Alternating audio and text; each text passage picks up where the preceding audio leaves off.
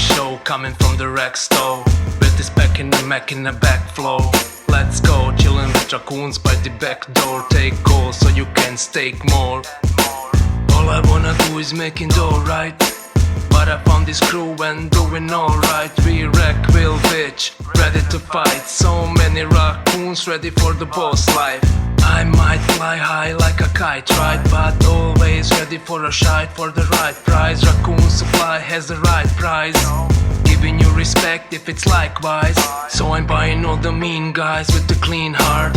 Read between lies, laser beam through lean eyes. Warrior with clean lies, trash mouth, mean smile, be wise. NFT wise, fuck with these guys. It's the RAC lab from the back lab. 110 of these in my backpack. Crazy RAC lab from the stash app. RAC will take a lead in this haystack. Good morning, RAC FM. It's 0800 EST, and what does the O stand for? Oh my God, Frey the Needlecast. I mean, it's not an exclusive, but we heard he was on the space the other week, but like, that's the first time. Wow, we are fucking blessed, guys, in this room. Tonight we are blessed. So, it's Friday, guys, 10th, isn't it? The 10th, I think it is. 10th of March, 2023, and this is your daily Cosmos Crypto US of A breakfast show with your host, not very well, you can hear my voice, Robo, the mayor of Rackville, and your favourite pundits, but we've only got one in the room, and that's my little darling, Bbandz from the block. Hello, Bbandz. Good morning, darling. Good morning. I'm glad you didn't call me a big darling, because I think I would have been hurt. I'd been thinking Big Bertha. How are you doing today, babes? You okay? Doing good. Kids just got on the bus, getting over to my desk and getting ready for the day. Yeah. Getting the news, see what's going on in the world. I was about to ask you a question because I had a hot mic the other day. If I plug this microphone in, darling, so give us 1 second. You know what Twitter Spaces is like if you do microphones like pre-show. Let's 1 second, let's turn it on. Let's see if we've got something a little bit... Okay, Bbandz, how's that? Is that a little bit better or what? Oh my gosh. Yes. Perfection. Yes, that's a good sound, dude. Wait, look who's just joined us. I'm so blessed. Before we say hello to Frey, guys, I just want to say a shout out to the people in the room. We did have Jessica. She's just dropped us. We've got a Spitter here. We've got Cosmos Jones, Striker. Small rooms, guys, sometimes the best. So, without further ado, a very warm welcome to a fellow countryman, and I will say, from Thailand, like Sawadee Kap, Kun Frey na Kap, oh, Kwam Suk Mak Mak Na, oh, I'm excited. So, Frey, how are you, sir? Okay, good afternoon. All right, how's it going? Took a little bit of a while to sort out this fucking Twitter Spaces bullshit. On the when I was trying to connect. So. It's horrendous. Dude, I mean, yeah. Frey, when he came in, Elon did a little bit of good work, and then I don't know what they've done, but it's basically took it like back to what it was when it was shit, even worse probably right now. And like everybody's rugging, and it's like, so yeah, it's not the best. Where they're you know what? It's because they're trying to figure out how to record us properly without, like to keep the file so that they can use it for AI. I'm just kidding. I mean, that probably is actually the reason. It's going to be some bullshit, like we're the product, et cetera, et cetera, et cetera. Yeah. So Frey, I take it that right now you're probably like the only sober one in Cosmos. I take it like everyone in Cosmos is on a fucking come down from East Denver. Like I heard stories about fucking 100%. Yeah, like everybody was complaining about altitude sickness, and I backpacked across America. Many years ago, and took the train across America, like New York to SF. And I've been to Denver, right? I've had a few beers in Denver, and I know that it's not altitude sickness those lads had. It's a fucking hangover. Everybody in East Denver blaming the altitude. It's like, nah, dude, what are you talking about? Yeah, they're like, oh yeah, I mean, just this altitude's really fucking killing me. I'm just like, it's not that bad. Like, I don't know, have you ever had a beer on top of mountains? Like, it's fine. It's just problems if you have 10 beers on top of a mountain. Frey, what level is it? I don't actually know. I would have to look. But do you know what level above sea level it is, or what? How high? Denver. I think Denver's about 1,500 meters, isn't it? Something like that. Oh, bollocks! They're trying to pull that one. Yeah. Bullshit. Yeah, it's at least 1,000 meters above sea level. I'm pretty sure about that. I mean, anybody who ever listens to Game of Notes will know kind of general random bullshit facts is like 90% of what we do rather than actual Cosmos chat. So, I mean, I feel like this is like more of a Game of Nodes topic than a RAC FM topic. 1,609 meters, mate. So I was actually 100 meters shy. Not that bad, like. There you go. Aye, pretty fucking close, weren't you? Dude, I must say, like, it's such a difference from all the fucking other bullshit I see. Game of Nodes, yeah? But especially the academia, like, that comes through. I mean, obviously, you're a lifetime student of the world, right? Like, I respect fucking people who've travelled. I mean, we'll get into this later, Frey, but have you ever been over Southeast Asia, yeah? China, I've backpacked throughout China. But I've actually never made it to Southeast Asia.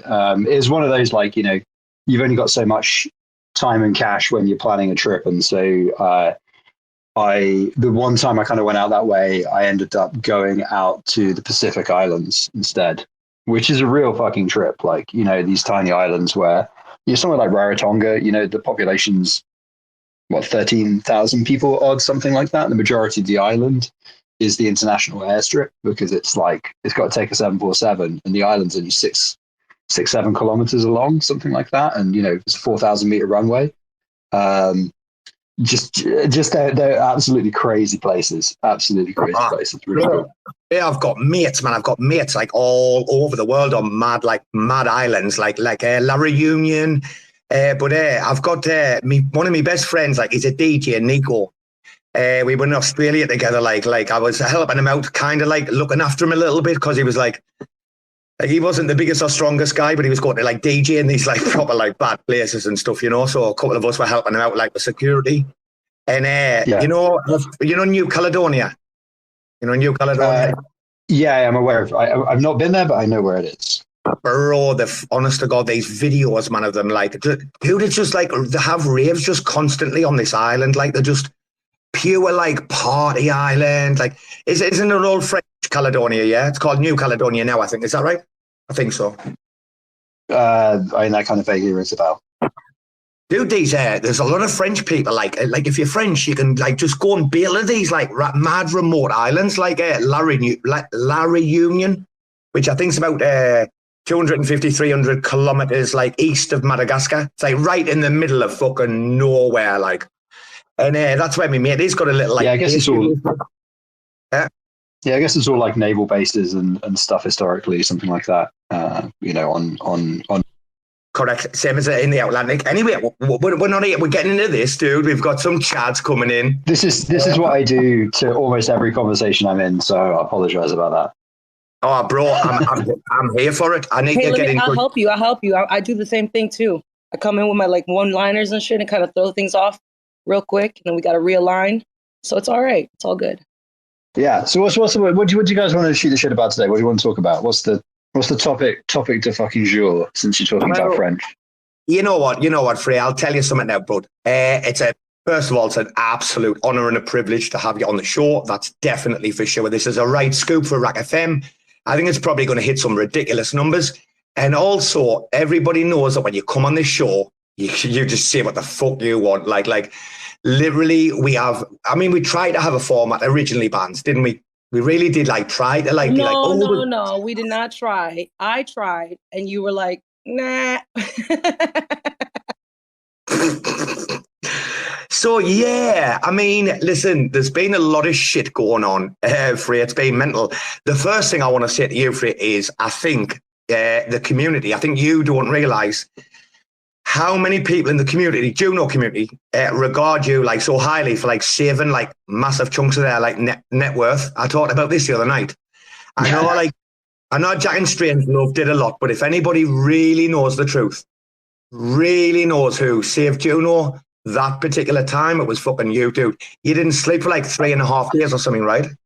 Well, I mean, yeah, but I would also say that, you know, I'd say like Andrew from Strangelove, honestly, was probably the absolute goat there. Like Andrew and obviously Asaf from Secret, you know, in root. So Asaf was the one who actually definitively root caused the first cyber attack, and Andrew is a very talented engineer and ops engineer who helps us basically replicate how we could recover the chain until he kind of put his skills to it. From the Strangelove side, we were kind of proceeding in quite a manual kind of way, you know, like a lot of the stuff, you know, it's moved on even since then, like the kind of tooling and things that you have access to. But I think people would be surprised by how short-handed Juno is and was, and like how few people are actually involved in the development kind of on a day-to-day basis, and again historically have been. And so a lot of the tooling and things that we had access to or had the time to learn or get or use for stability reasons or whatever was not like the same tooling we needed to recover the chain. So we were kind of like muddling our way along, like checking things over. How can we do this? Will it work? Blah, blah, blah. And yeah, Andrew from the Strangelove side was just fucking amazing at just being like, no, we can just automate the stuff. Here's how we do it. And so we were able to run simulations of how the chain would actually behave as we tried to recover it, you know, taking out the malicious state that had been injected and all that sort of stuff. And so, like, I mean, honestly, like, yeah, it's nice to be given some credit for being a part of that. But like, Andrew really is the absolute goat of that whole situation, and Asaf, obviously. So can't take too much credit, I'm afraid. Oh, bro, you're as humble as a crumble, and yeah, you're lovely, and yeah, I've got a spare shoebox, you know. Rama escaped out of the shoebox. He's not talking to me. Well, we'll get to that later anyway. But dude, I've got a spare shoebox. You're welcome in at any time. No, but dude, I want to ask about Gamer Nodes. We were doing a live spaces with like Jacob and a couple of other people who were like on the original Gamer Nodes. Out of that was born this like Null, Schultz, and Observer, right? So like working with Null, right? When he acts like a retard, is that put on or is it like for real? Is that for real or what? The fun thing about how do I say this without being racist to our Australian brethren? You know he's a big friend. You know he's a big friend of the show, though. Yeah, big friend. Null is one of the smartest people I know, but he's also very he is such an Australian bloke, you know? He is a bloke. He's not one of the lads. He's an Australian bloke. Do you know what I mean? He's a bloke. Wait, what's the difference between a lad and a bloke? Hello. Well, you know, like, I don't know. You know, like you go in the office with the lads and you're like, all right, lads, how's it going? You know, they're the lads. But like, you know, Australians are kind of like, they're, I guess, you know what I guess I'm getting at is that I think masculine culture is very different and also generationally very different, I think, in Europe versus Australia.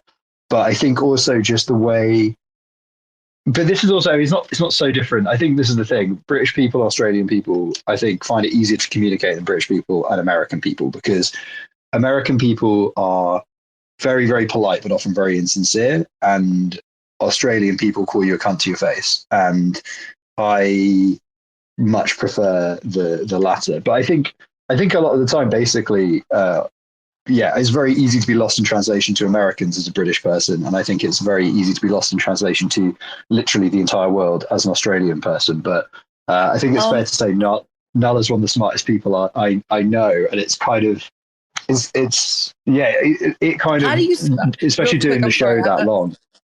I just, I'm trying to find the Urban Dictionary. How do you spell bloke? Bloke. So where I come from, a bloke's a man.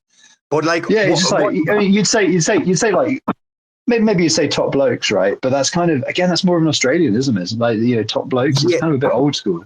Yeah, what I would say, Frey, in my opinion, about Australians, I spent 2.5 years there. I lived and worked with them in the fields, and I was in the bush and with the Aborigines, everything, right? They've got no filter. basically, Yeah, Aussies, even the women, have 100%. got zero filter, like whatsoever. The women will tell you to your face, shut up, you daft cunt. What are you talking about, man? I'll slap you in a minute. Like, that's how the women will talk to your Well, I face. mean, Like, but that's not dissimilar to the north of England, is it? Really, either. Like, I thought that just sounded like a Hispanic woman, but maybe I'm just wrong because hey, I know Lolita, be quiet now. We're missing the Spanish, aren't we? Well, where's our Spanish contingent? We're missing them. Tell them to come back. I miss them.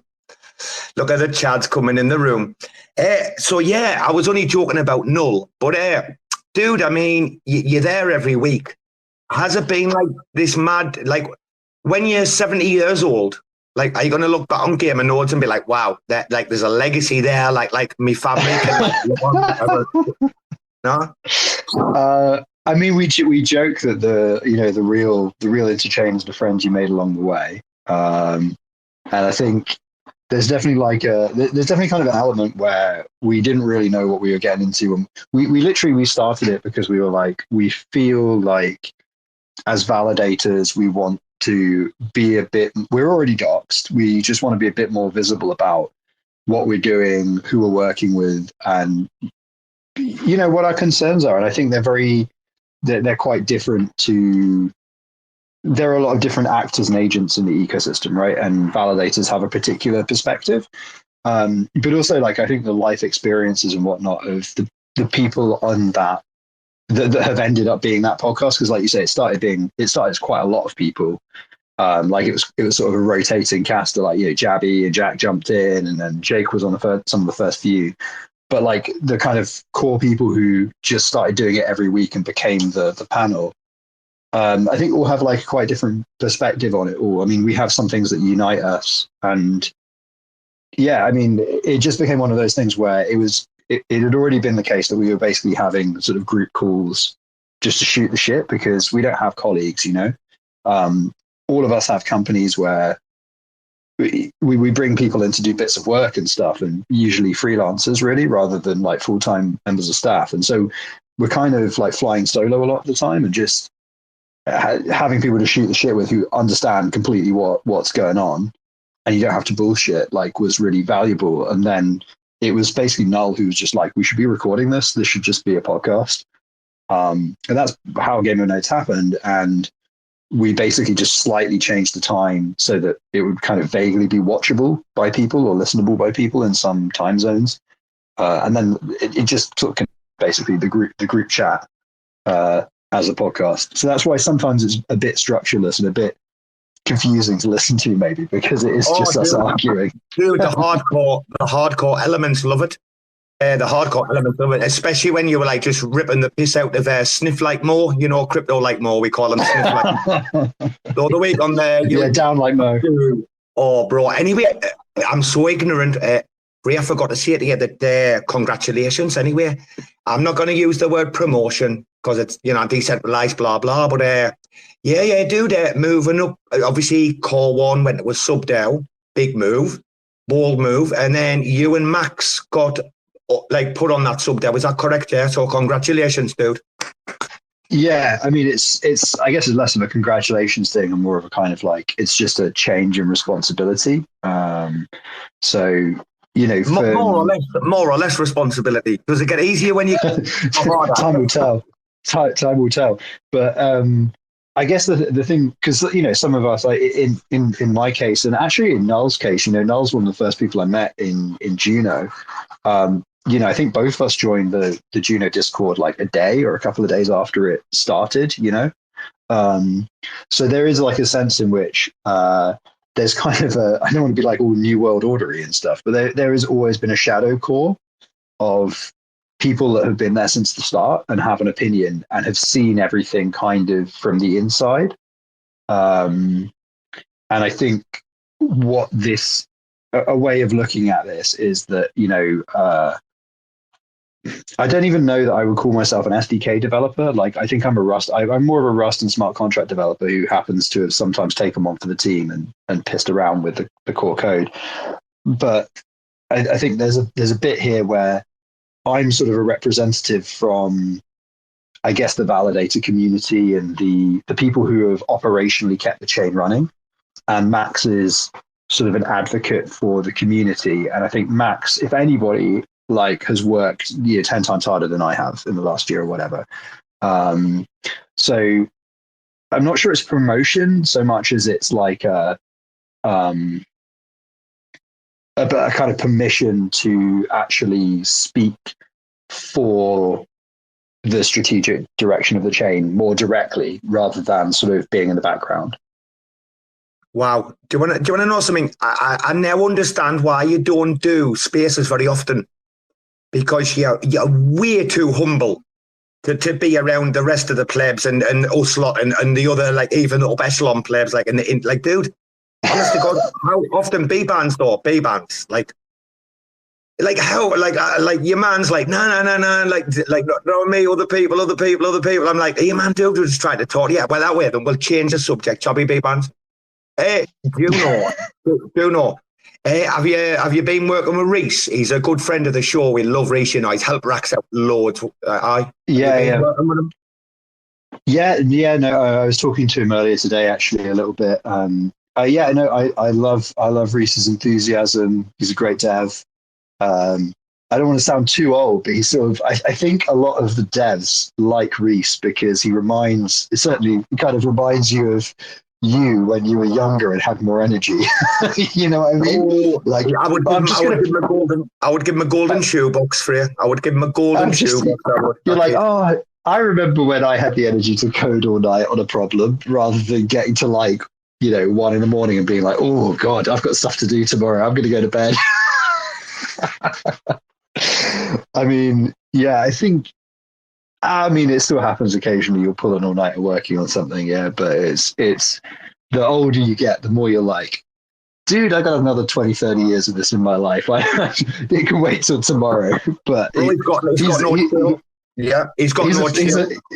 Energizer bunny, and that's really cool. Like, it's the same as, some of the DAO guys are really, they're just full of energy as well. Like, they're really cool to hang with and talk to. I was talking to Noah yesterday, and I'm just like, I talk to those guys again. You're just exhausted by how much, like just listening to them, all the cool shit they're doing. You're like, damn man, I'm tired. I'm such an old person. Uncle Robo being behind the scenes trying to play Kofi Annan this week.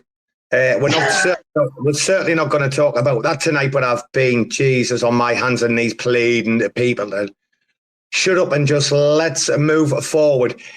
Frey, right, I talked to Jake about this the other day. He said, and I know you guys have got other things going on, like dev things. I know about that stuff, but we're talking about an integration of like dev and community and people that have been like critics as well. We are looking to organise like a 10 per RAC FM. It's going to organise a 10-person Resurrect Juno Summit, where we're going to look to bring there's going to be a couple of co-hosts, three hosts and co-hosts, and then we're looking to bring 10 people together. We think are the best brains across not just the devs, though, it's not about that, but the community. But also, we need to bring in people who are critical outsiders, I think. And I've got at least, I think 2 we need who have been critical to come in and help us. I don't know, Frey, but in a few weeks, maybe a month, it's not immediate, but we are planning this. Would you take part, yeah? Yeah, so there's actually something kind of we're talking about in the core team, which sort of really dovetails with this, which you might have seen. We put out a tweet. I think Lobo. I can't remember who actually does the Twitter account. I think it's Lobo.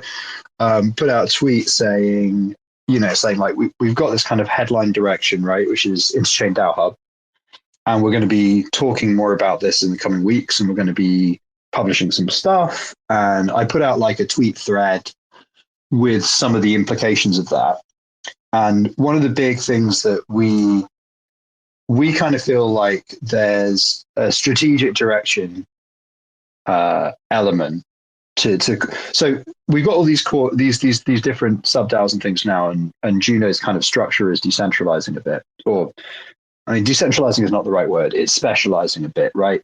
Something with 50 people working on it is not decentralized. That's just a small That's like a cricket club, isn't it? A cricket club has 50 people in it, and it has a treasurer, and it has a blah, blah, blah. You wouldn't call a cricket club decentralized. You just call it a group of people who work on the thing they're good at, right? Some of whom play cricket, I guess. Whatever. I don't know. Bad analogy. But the point is, like, there are increasingly like these sort of subgroups that have their own specialties, right? So what's the role of Core One then? And Core One is like, okay, well, there's like there needs to be like a strategic vision for Juno, and that's sort of the thing we're working on now, and we've kind of come to this high level agreement. Now, the part of that is missing is how to communicate that, how to talk about it, and to go out and like sort of explain to people what those moving parts are. Because I think one of the things that maybe we, and this is again why Max is such a valuable addition to Core One, I think, is that just say, can I just at that point, sorry, just to interrupt, I interject, I do apologise, but Max has been coming in on RAC FM regularly for a few weeks now, mind. If you say it to him, like, have you been popping in like RAC FM a lot? He'll be like, yeah, dude, I've been all over it for years. I think he's having fun, dude, you know? I mean, Max is just a fucking absolute legend, obviously. But please ask him to come and talk to us. I'm dying to talk to the man, like really dying to talk to him, dude. He's been listening for like weeks and weeks, and it's like he doesn't like talking that much. He's quite even when you're on like a group chat with him, you have to say, "Hey, Max, do you have any thoughts?" And then he'll be like, "Yeah, okay, I have loads of thoughts." He's very, very humble is the problem. But like, I think the thing that's interesting about Core One, right? Originally, the original structure, the founders, is that it's sort of like half devs, half, for want of a better word, like community people, marketers. You know, like, although obviously there's some other bits within that. There's like the people who are maybe on more on the marketing side, like Wolf, were also the ones who did the tokenomics. So there's quite a spread of, but there's kind of two camps of focus. Do you know what I mean? And I think like this is why Max coming in as kind of an advocate for the community, and also like Max is very shit hot on tokenomics and how all of the economics of the chain break down. Like I think he doesn't get enough credit for that at all. He's very, very sharp on that stuff, and you know that's why like for things like Howl, we couldn't quite work out how we wanted the tokenomics to flesh out, and that was like a big contribution from Max there, where he was just like, look, you're not thinking about this and that, right? Blah blah blah blah blah. You know, he's very, very good at that sort of side of things, like how all of the money stuff works, for want of a better word, how DeFi works in the picture and all that. Okay, then. I mean, it's not often I get to have these conversations, so I'm blessed right now, and I'm going to take fucking advantage of it, right?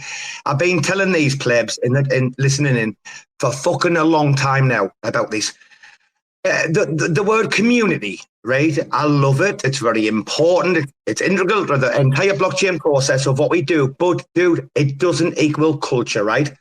For people in the audience, community does not equal culture. And I keep saying this to everybody as well. One of the founding principles of RAC FM is, how do we make governance sexy? Well, we have to remember, right, guys, we have to remember, though, that, hey, and you know what? Frey's going to confirm this. Dude, as always, in going back in history, right? Culture is upstream of politics, right or wrong, yeah? Of course it is. Well, yeah, I mean, I suppose the thing, just showing my humanities degree here a little bit, I suppose we're beginning to play semantics. What's the definition of culture? So if culture is more broadly defined than politics, then by necessity, there's a dependency order. But yes, in a soundbite, yes, you are right. Well, when you describe a culture, that you normally encompass like everything within that particular like society where that culture is, like whether that be like cuisine or whether that be like how you dress or whatever, what you listen to, what you watch, all of that's classed as culture. But I think you're right in saying that there is a kind of Juno. There's a kind of Juno culture, or there's like a kind of there's like a spirit or like a vibe to the kind of general discourse around the chain. Within the chain, I think though there are multiple communities, which is and I think that's also the thing that will increasingly be the case with the proliferation of DAO use cases. Is that the whole point is it's permissionless and people will build their own communities. And it's up to the chain to some extent not set, that's not the right word, but to have a wider culture that makes it a bit more welcoming or useful or inclusive or exciting or sexy or whatever it is that you think is like the thing that you want people to kind of emotionally feel about their interaction with the with the kind of the chain, the community, the culture. And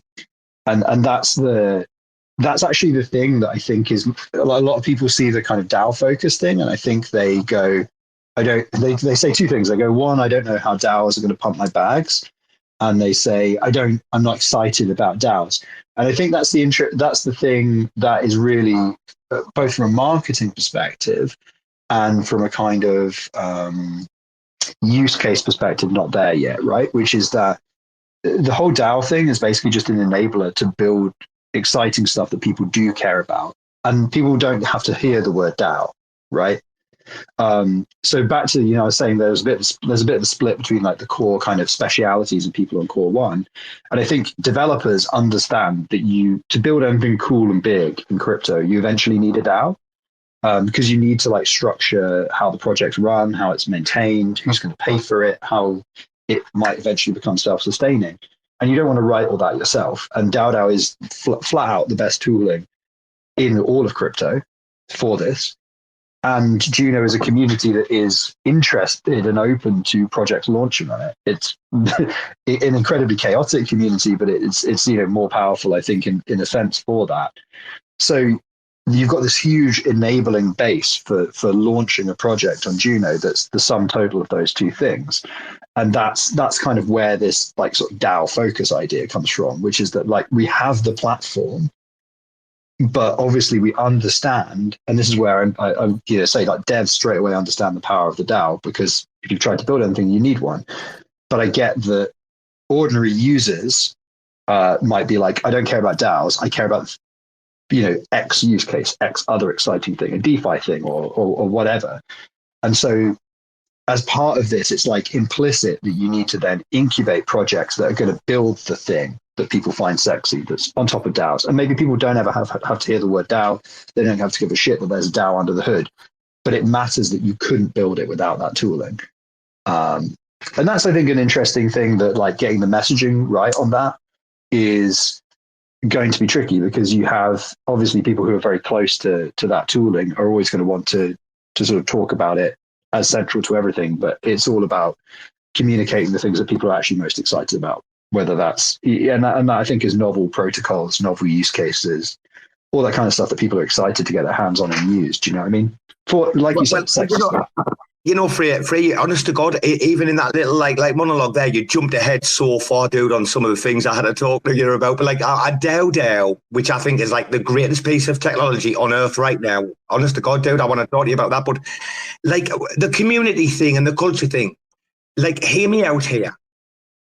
Community pool, and we've seen this right across like 50-something chains or whatever. We've seen the latest with the Evmos thing and the Discord mods or whatever. Right, dude.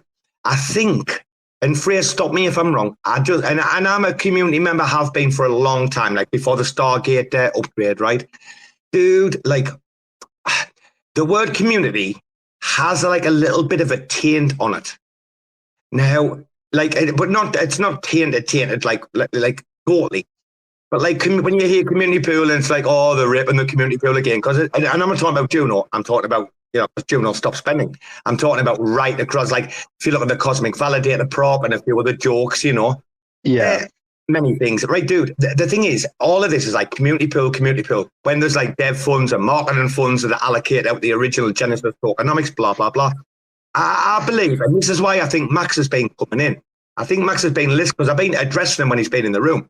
I think he understands that like the community is there. It's built. He knows it is. And then if we can build a culture, if we can connect those two things together and push on together as an entire group, wow, could be the best blockchain on IBC by far, Juno. Like, well, I mean, I think you see that in active users. Like Juno has a lot of active users, and we saw this. Like, we have a lot of difficulties, I guess, at the moment with funding and all this sort of stuff.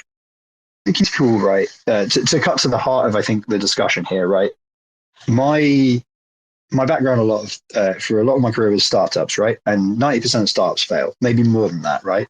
And you never have a startup that dies with money in the bank, right? You you see the idea through to its conclusion, and then you go, nah, it didn't work. So, I mean, you look back. I mean, I've been holding Bitcoin and things. Model. Sorry, Frey, interject. I do apologise, but like, you know, the conversation. Have you looked at the RAC model? Have you I know you might not have looked or studied or whatever, but you're too busy for us plebs. But like, did you look at? Bro, did you look at what we did though? Like how we bootstrapped basically like the entire like thing itself. Like, all right, the guys like did like put in, they did get a bit wrecked, but like generally the overall model of like those devs just going deving and leaving the rest of it to us and like unpaired. Like we all said, like you go in the lab and we'll take care of the rest of the shit. If we're successful, we'll share in the spoils. It's like a fucking co-op, dude, hoping that we'll get paid somewhere along the future. But then RAC FM's been born. I mean, you never know what's going to happen, right, Frey? You have to take a chance with this shit sometimes, right? Yeah. Well, I mean, I think that's the thing. That's also the thing we've had to go through with Howl. So I mean, going back, right? I've held Bitcoin and things like that since I first got paid for some work in it. Since like 2012, I don't know. And you look about like the number of chains and things that have come about since then, or DeFi projects or dApps, right? And I was talking to Jake about this the other day. So many of those fucking things, like they're gone now. They're fucking toast. They're in the dustbin of history, right? And at the risk of being like facetious about this stuff, right? You look at all these funding props, and obviously there are good funding props and there are bad funding props, and there are things that will advance the culture and there are things that are not. And sometimes you don't know which those are ahead of time, right? I mean, and it's really hard. Like even venture capital firms with a whole bunch of brainiacs, like absolute Poindexters, evaluating all the things that cross their desk, they make bad calls all the time. Like there's no good way of working out what's good and what's shit, what's great idea and what's a bad idea, other than launching it and seeing what happens, right? And so, you know, that's like what you guys did with RAC, and that's impressive. You launched it, you saw if it had legs, you know. But back to the funding thing is like, you know, you got to go. I think, and this is not a popular idea, right? And I appreciate we're kind of among friends here, so I'll sort of say it like. A lot of projects are going to fail, and like we're beginning to see that in the bear market. That the bear market is claiming some kind of lower market cap chains or chains with no development. And you know, Juno is a robust chain with a big community and with some actual blue chip projects on it. So we know that Juno has the staying power to see through this bear market. That's kind of a given. But you've also got to look at it and go, okay, if somebody says to you now, right, Juno is dead in 5 years. For whatever reason, could be something completely that we couldn't even thought right now, right? Maybe they find everybody that's even ever touched the code base and they just put us all in prison across multiple jurisdictions. Like it could be anything. We could all get hit by, maybe we will get hit by an asteroid. I don't know. Like it's a very specific meteor shower that only kills the Juno devs and the chain flounders, right? Would you rather that we hit that point with a huge treasury, loads and loads of Juno in the bank? Or would you rather hit that position having tried everything, having really, you know, fucking spunked the budget on, yeah, that's an interesting idea. Those guys have got a cool idea. Let's see if it pans out. Oh, those guys are doing some cool thing over in the community and they need a bit of funding. Whoa, you know, maybe it's a bit of a risk, but should we try it? You know, I kind of think like the space we're in is so inherently risky and so inherently new. Like you just want to, you want to die on your feet, you know what I mean? Like die on your feet swinging rather than being too timid. Because if you're too timid, do you know what? Like other people who are less timid than you are going to come along and they're going to eat your fucking breakfast. Bbandz. Bbandz. Yes, sir. Bbandz. Yes, sir. He's fucking lethal, isn't he? Your man's fucking savage, isn't he? It's class. I love him, me. Like, oh, Frey, son, Frey. Look, can you know the nest? You know the nest. If you look above, like in the top of the thingy, you know, if you scroll up to you're on your phone, are you? Or on the yeah, bro. 1st October 2020, dude. You're preaching to the choir here, man. I'm one of the. I keep saying to everybody, you know, dude, who shits on like Juno or whatever, or me or whatever. I'm like, dude, where's your Genesis tweet? Like literally. Anyone, if you want to come in the room and have a conversation, if you're not like a dev, like these lot who worked on the fucking testnet, blah, blah, blah, the validators, etc., etc. If you're a pleb, right, like most of you in the room, like me, right? Like Joe, etc. Like Homepleb, like Maypleb. No, I'm a plebette. No, you are not. Oh, you're Queen Bee. You're Queen Bee. You're getting your own job. But guys, 1st October, there you go. The Genesis waters are breaking. Like, it was a fucking infant being born. What does that tell you? I'm going to carry it through the fucking adulthood. Like, I've got spaces where I've talked about, like, what I've done with Juno. And I'll tell you what, it hasn't been easy. But there's money that's not mine, that's for the future. And I put it in a Juno and I don't give a fuck. And I'm just going to stay there and, like, blah, blah. But, yeah, it's my favourite chain, dude. My favourite IBC chain. But I like Stargaze as well. Oh. Do you flip NFTs there, Frey? Are you a Dejan or not? I didn't even know if you're a Dejan. Do you Dejan shit or not? So I actually got Stargaze was the first IBC chain I got involved in. So I got involved in their test nets, and then that's how I heard about Juno. And kind of switched over. Did you get a Bad Kids airdrop? Did you? Did you get a Bad Kids airdrop? Fuck! I can't. Okay, I think. Bad Kids is a blue chip, obviously, but I can't. Do you like the art? Do you like the art? I have one Bad Kid, and it is dorky as fuck, and it's kind of cool. But yeah, like because that was a meme. So the Bad Kids thing, like they launched and they sold out, but they weren't like the meme, right? And so then there was this whole thing at a shisha bar in Prague, where I feel like it was the Juno swap team were just going like, Bad Kids are a blue chip, Bad Kids are a blue chip to everybody that would listen. And there were a bunch of Cosmos OGs there. Like, I don't know if was that one where I think there was like Sonny and some other people there, and people just started buying the floor of the Bad Kids, like sweeping the floor. And that was the beginning of the Bad Kids meme, I think, was literally at that point. And then you've got like, I think it was like Polkachu intern, like the Polkachu validator intern account was just every time somebody switched their profile pic to a Bad Kid, that was like the kind of meme rush, wasn't it? When that happened a bit later. Bro, the raccoons lost their fucking minds. We went on the meme wars. I mean, we won. I did see that, yeah.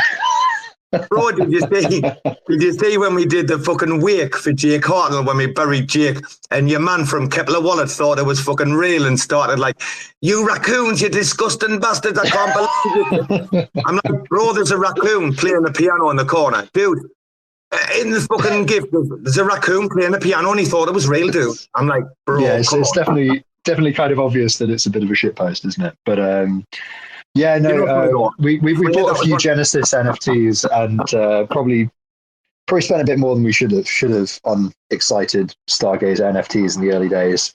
And yeah, that's a fun one because obviously, like, we work as a company and we have other people who are involved and stuff like that. And you get to the end of your tax year and your accountants are like, the company, the corporate accountants are basically like, looking over your books and they're fucking shaking their head at all the dumb mistakes you made. As an aside, if I'm sure you guys have done this personally, I've done this personally, and NFA and everything. In the past, I've done like a few crypto trades, like myself on my own money, and I'm legendarily bad at getting it right. Like I am wrong 100% of the time. Look at what I've done. Do the opposite, right?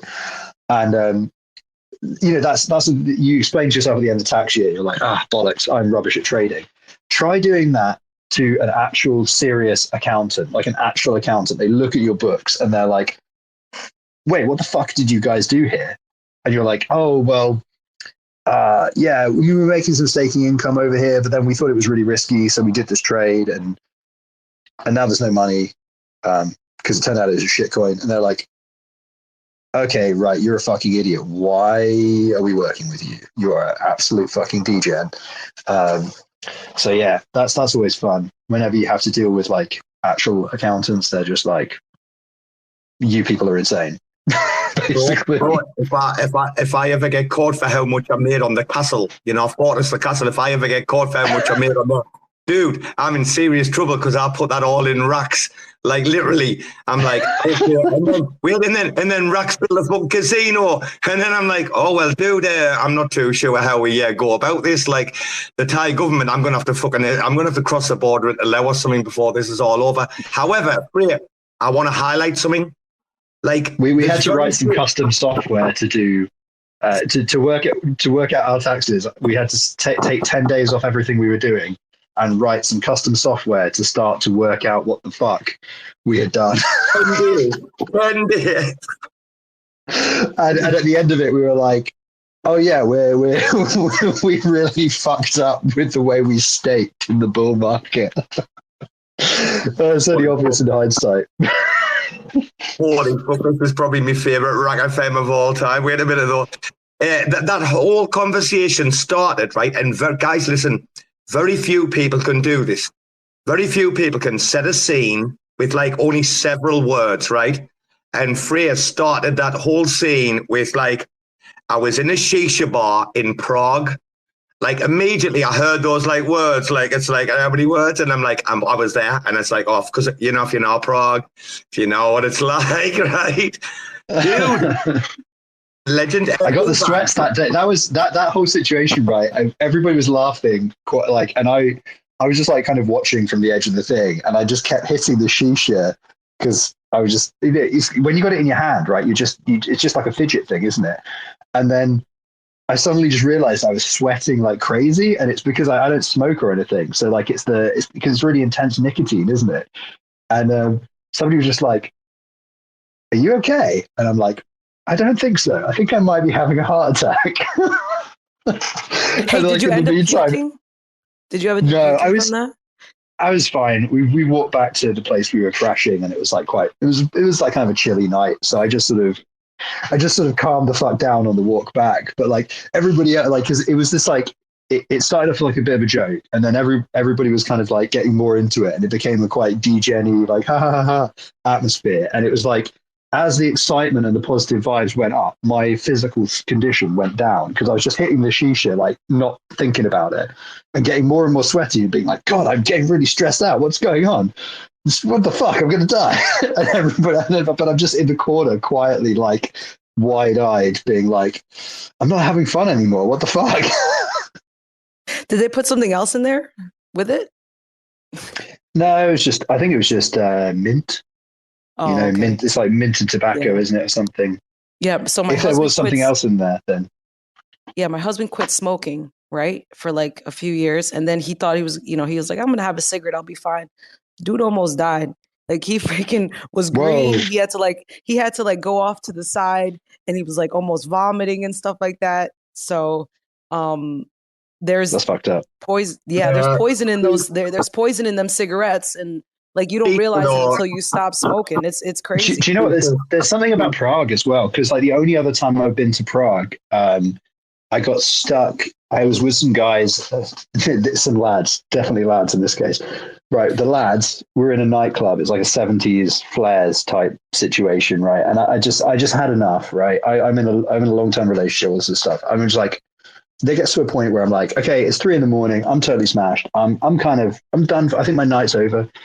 And some of the lads, they were not ready to finish their night. So I went upstairs to the bar, and I was like, I can't be doing with the club bit anymore. I'm just going to go drink at the bar. And they were like, "You're too drunk. The night's too late. We're not serving you anymore." I was like, goddamn. So I was like, what will you sell me?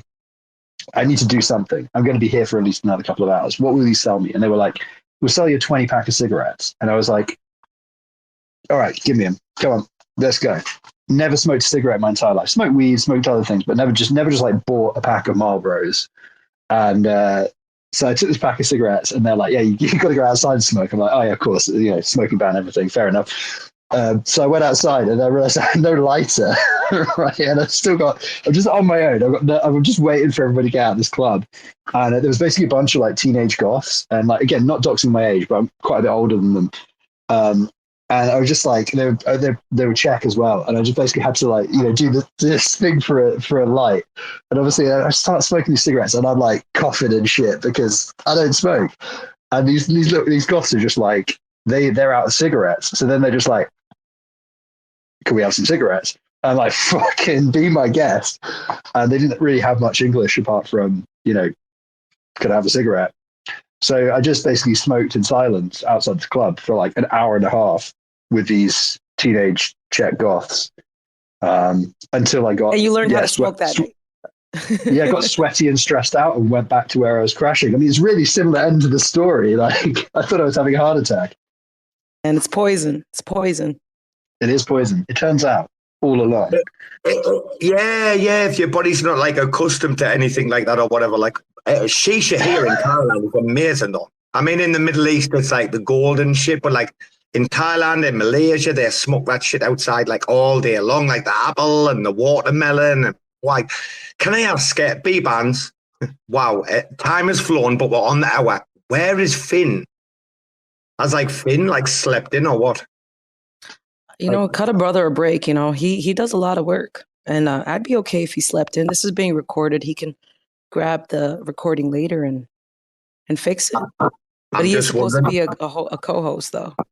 I'm just wondering if your man Frey knows what's happened in the last like 24 hours. Like we've dropped Google Podcasts, we've dropped Spotify. Frey, like if you go to Spotify and you look for like RAC FM, you're going to find like our entire library, our own landing page. If you go to Google Podcasts, we've got like our own landing page on there. Like I think 45 shows right now.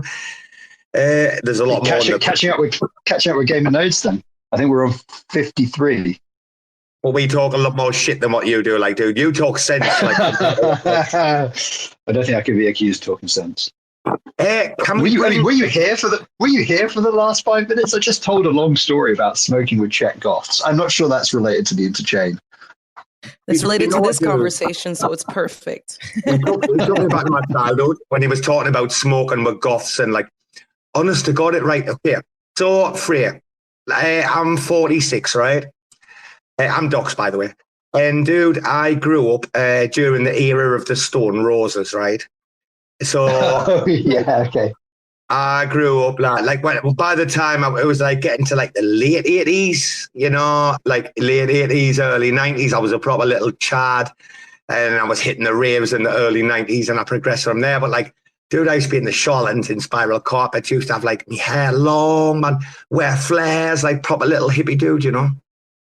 And then I decided to go to rave. So I'm presuming you look quite a lot younger than me. You look about 10 years younger than me. Well, yeah, we'll see. You probably so I'm more of a kind of 90s video game jungle kind of a reference. Although if we're doing Stone Roses, well, if we're doing that era of bands, I'm a first album Verve kind of guy. I'm a Nick McCabe maximalist. When he was kind of calling the shots before Richard Ashcroft got too big for his boots. That's where I'm at. Oh, Richard Ashcroft, right from the Verve. I'll tell you what, history. You need to listen to that first. One of the greatest songs ever. Yeah, so basically there's this to those not in the know, right? There's two eras to the Verve's discography. There's the bit where Nick McCabe, the guitarist, was kind of the primary creative force. Correct. And then there's the period where Richard Ashcroft was like, no, I want to be a pop star. And so the tension period is album 2 is them fighting it out, and then album 3 onwards is the Richard Ashcroft show. And, you know, Urban Hymns, great album, great pop album, or pop rock, whatever. Like, you know, not disputing that for a second, but the first Verve album where it's just Nick McCabe is like, what we're going to do is shitloads of ecstasy and fucking stereo guitars and just fucking noodle our way through a really bad trip for like 45 minutes with some nice break beats. That fucking record. And Richard Ashcroft's just kind of wailing. Yeah, wailing over history, the top. the best He's high on LSD or whatever. Oh, isn't it called History? I'm sure it is. What's the track called? I'm talking about History. I know which one it is. I think that might be second album, you know? No, not the Drugs Don't Work and all the popular shit. No, it was from the one before. I'll get the track in my head. Like, I know which one you mean, dude. Like, the Stereophonics, there's another classic. Like, their first example was a blinder as well. Not that we're here to talk about fucking shit like this. Bbandz, do we have to address serious topics, or are we like? I mean, there are serious. There is some serious topics. History, right? What is History is a single. History is a single from the second Verve album, A Northern Soul. There you go. Direct from Wikipedia. The second one, the Drugs Don't Work was the third one, was it? Yeah. I guess Sonnet, either the drugs don't work. third album. It was Urban Hymns, so I think that was their third album. Urban Hymns, or Sonnet, the drugs don't work. I forgot the other tracks that's on there. Like all that. I mean, it's all right. It's very poppy, but history. The Rolling People is the fucking goat on Urban Hymns. If you like, that's that. I think that is the McCabe track as well. So like, surprise, surprise. I'm like standing it like fuck. But I will. There's also a cool BBC session. I'm gonna stand by there's also a cool. It's a good tune. It's a good tune. There's a good BBC session where they're doing a Bittersweet Symphony, and Nick McCabe just decides he can't be bothered with Richard Ashcroft's shtick, and he just sort of plays whatever he feels like for like 5 minutes, and it's basically completely discordant. It's really funny, and there's like a full string orchestra, and it's being recorded for the BBC, and Richard Ashcroft just keeps looking over, just like pure fucking hatred, just like daggers. He's like, "You're ruining my star moment." And Nick McCabe's just like looking down at his pedals and shit and just chilling. He's just having a great time. That's what happens to spoiled children like him, like, dude. Listen, Frey, we have a big question for you, and I don't want to mention like names. That's not what this is about. But we've seen a problem recently with like gigaplebs who have no fucking idea how to secure a DAO. Now, as retail, like, I'm not going to class myself as retail because I'm making DAOs for fucking business right now and blah blah. But like, retail. How can they see these like big projects that are all about this and all about that and all about the show and the glamour and the blah blah, and they haven't got like the competence to be able to just even secure their own like treasury? Like, Frey, are you looking at this shit and going, bro, are you retarded? Like, or are you looking at this like, well, they need more education? I mean, well, so okay. So there's two things here. There's a charitable read and there's an uncharitable read, right? So the charitable read is when we did the Howl incentivized testnets, we said, okay, can somebody try and own the DAO? Like, if you can own the DAO, we'll give you 20,000 Howl or something, 5,000 Howl. I don't know what it was, but that got claimed. That reward got claimed because it turned out it was actually pretty easy to own the DAO, and in a way that we, as the developers, hadn't thought of, right? And like, not to slap ourselves on the back here, but like the Howl contracts is, I don't know, it's tens of thousands of lines of code. It's like 9 contracts, maybe more. It's one of the most complicated sets of contracts probably currently on Juno, and certainly that's integrated that deeply with DAO, right? And obviously, like, Callum was an early and core DAO contributor as well, so he also had an intimate knowledge of how all that stuff worked. And we still managed to get owned by somebody who literally looked at how our stuff was structured and managed to figure it out in a way that we didn't. So the charitable version is even the developers of this stuff, and even stuff that's audited, I would imagine, it just social engineering stuff, attacks and stuff like that are just incredibly hard to guard against. And it's back to that kind of thing of like, you need to look at a DAO and go, is this a thing I'm investing in, right? In which case you need to do very careful due diligence on that investment, right? Because that is incredibly risky. If the DAO is doing something where it's more like Howl, and it's more like the token is just a way, it's like an economic incentive system to use the product, and the actual token value is, relatively small fry in the grander scheme of things, then I guess you can afford to be a bit more YOLO about it. But there is an element of users having to be careful there. Like, if it looks too good to be true, it probably is. And there's also an element of like, even devs who really know this stuff inside out can get wrecked. And then there's the uncharitable read, which is that, this was a very obvious way of attacking the DAO, and it was just set up completely incorrectly. And I think, so I'm going to be uncharitable now and just say that there are a lot of people who say, oh, we are the developers of a DAO or the developers of a project. And they either just basically forked code from somewhere else and worked out how to deploy it, or made minor changes, or literally, set up in this case, via the DAO UI, basically set up a DAO, right?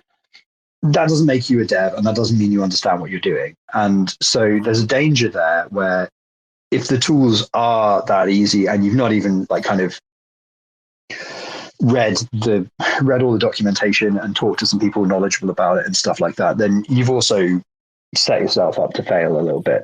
So there's the charitable read, which is that, look, all of us, we think we're clever, but we could get owned tomorrow, and we'd be like, damn, how did they do that?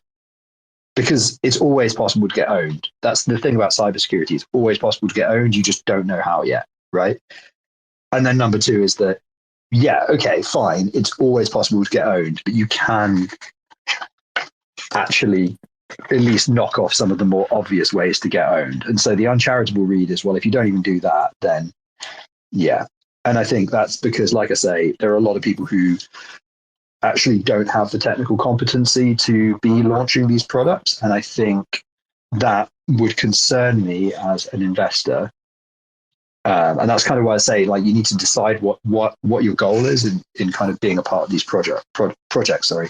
If it's more about that's why, I think Noah was saying yesterday, I can't remember if it was on Spaces or when I was talking to him privately, most projects should be an NFT DAO, right? If they're about a community, it's mainly about membership. Correct. Yeah. And I totally agree with that. I think a lot of the most useful DAO use cases are going to be NFTs because they're about membership, and then they're about the DAO itself having a treasury, and it might want to do things, but it probably doesn't need its own token. And I'm kind of wary of DAOs that have their own token, because that feels like, why do you have your own token? Why not use Juno? Why not? What is the reason for this that you absolutely couldn't solve that problem another way? So I think there's a little bit of that too. Everyone's seeing this. Sorry, dude. Everyone's seeing this right now is NFT DAOs, right, dude? And I know exactly where you're coming from. Frey, can I ask you, is DAO, because it is in my opinion, but I'm a pleb, is DAO one of the greatest technical innovations we've seen come out of the recent bull and then bear, and then hopefully we might bull again, but we've been up and down? It's because to me, Frey, can you give me a comparison? I'm trying to look and I can't find a comparison for DAO, and I'm looking. Well, it basically doesn't exist. There is nothing as sophisticated as DAO out there, because it sort of also boils down to use cases. Other people have built things on top of it, have interacted with it, and it's driven more development, more use cases, more feedback to build other things. And also, in the last bull, when Juno was worth more, bluntly, not only were there developer grants and things, but there were a number of different ways where, for a very small outlay in absolute terms, in Juno, as in 5 Juno rather than lots and lots of Juno, you could pay grants and bounties and things for people to get involved. And I think there was definitely a period of time when there were a lot of hands on DAO working on it in one way or another. There still is a large contributor base, but it got a real head start in the bull, where it was just being aggressively built by quite a large team who were very, very motivated. And I think there's also another thing, which is that the Juno swap, let's not get too deeply into all the many things that happened with Juno swap, but they went very, very strongly for DAO being at the heart of their project. And so one of the things that also pushed DAO's development very heavily was that the Juno swap team contributed quite a bit to it in terms of unblocking them being able to ship Juno swap functionality that relied on DAO. So there's another missing piece of the puzzle there, which is that the DAO team was relatively well resourced, very motivated, and very good. And then there was also the Juno swap team who, were no slouches in terms of technical ability at the end of the day, who were also contributing. The difficulty you have now, obviously, in the bear market is that obviously people will contribute to something for free for a period of time out of pure enthusiasm, like a month, 2 months, 3 months, 4 months. But there's a limit. And I think now, we're 6-7 months into a bear. Dude, that's why we want to fund RAC FM. You're correct. How long will people contribute to a project if we create, well, we've created, it's been established a while, but if you have this economic model, like infrastructure, backbone, like without DAO, we couldn't do with RAC FM what we want to do. It's only like feasible, and we're only capable of doing what we want to do because of DAO. Take away DAO right now. How could we do what we want to plan to do and raise funds and do all the NFTs, etc.? Yeah. Yeah. It's an economy. Frey, is DAO an economy? No. I guess it is a... Not at the moment, but it can be. Can it be an economy? Can it be an economy? Can DAO like fuel like an economy like us plebs jumping on and like trying to create a business? Could DAO facilitate RAC FM as a business, in your opinion? Yes or no? Yes, but that's not the definition of an economy. If we're going to be specific about it, I think it has the ability. I mean between us, within our little like thing of what we can do. I don't mean an economy. Maybe a black market. You might want to call it a black market. I think it has the ability to underpin novel incentive systems that capture value. If that is the definition of an economy, maybe it is. Then maybe it is an economy. Yeah. I mean, I think that's kind of the root of a lot of the most interesting use cases for crypto stuff. I'm, despite having held and interacted with it for nearly a decade now, a decade this year. No, wait, decade last year. Fucking time flies. Anyway, a lot of the most interesting use cases for crypto. I'm not really a DeFi guy. I've said this before. Like, it's not really like. I decided as an engineer not to go and work in fintech and get the big bucks because I just didn't give a shit about banks. And I have an understanding of why DeFi is useful. I like the use case. I understand why people get excited about them, and I think they're important for the growth. Yeah, in Juno, for example. But it's not like where I want to spend my time coding. You know what I mean?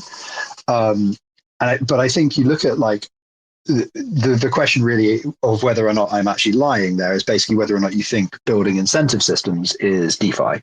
I tend to think not. I tend to think like something like Howl, where it's sort of there is an economy, an economic incentive system, if you like, or a microeconomy built into the program is a completely novel thing. Like, look at a thing you couldn't do 10 years ago in a meaningful way, and it's that. That is literally what smart contracts give you that nothing else does. And that's super exciting. But I also think that we're still at this incredibly immature place where the reality is that most of the really exciting use cases for this stuff will incorporate smart contracts as part of the stack. But a lot of the rest of it will be Web 2, obviously, because, you know, if you want to deliver 1 million transactions a second, you're just going to need to use Apache Kafka and Cassandra, you know? And it's fine. It's just like a blockchain is just a different database. It's just a database with different stakeholders, different access managements, different security guarantees, and a lower trust environment.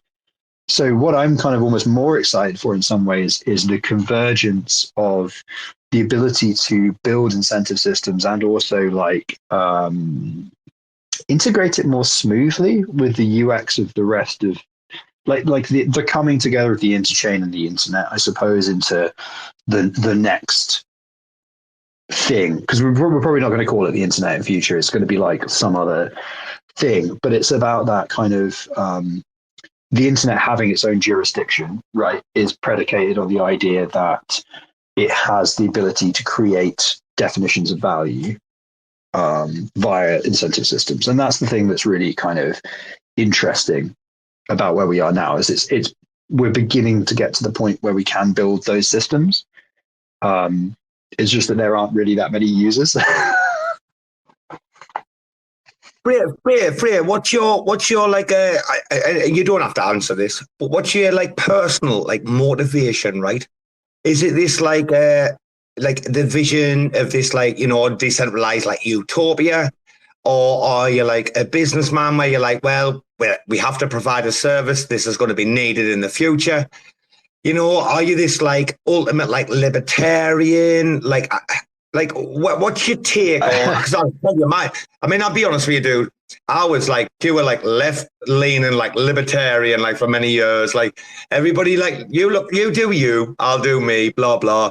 And then the political like landscape, I feel, was rugged under my feet. I didn't move, or like the rug or the earth moved under my feet, and that led me to blockchain and decentralization. I realized, okay, well, this happened. It wasn't my choice, and I can see what's going on. I mean, where do you lie? I mean, I'm not asking for your politics. I just like you've got to balance. You know. I think I'm probably very unusual in my politics in terms of like the crypto space more generally. I think I don't believe in kids to take care of. You've got kids to take care. What I'm saying is, I don't believe in. I guess I don't believe in utopias. I don't believe in utopias because they don't exist. And I don't believe in a silver bullet to solve a complicated problem. The reason that our societies are in like a strange place is because politicians stopped believing in their ability to say, here is a grand policy direction I have, and we're going to go through with it. Here is our grand project. This is what we are about, and we're going to do that. And they've instead gone, we're just going to try and maintain the status quo because we're afraid that if we make a decision and there are unintended consequences, the difference could be worse. And it's that kind of stasis that's led us to just any number of different things that are currently kind of preying on the world as we see it. As for my politics, like I see a lot of the problems in the world. So I am, like I said, I'm very probably unusual in the crypto space. I'm a green. I'm I consider myself to be a kind of federalist European green. I believe the problems that we have in the world can't be tackled by one country on its own. I believe they're multilateral, and the old order hasn't adjusted to the idea that cooperation needs to happen on a broader base. And I guess what I'm also kind of a nerd that spent too much of his life talking to strangers on the internet and IRC and stuff like that. And I also, I guess, look at the internet and I see that the internet is a multilateral place that doesn't really have a real jurisdiction.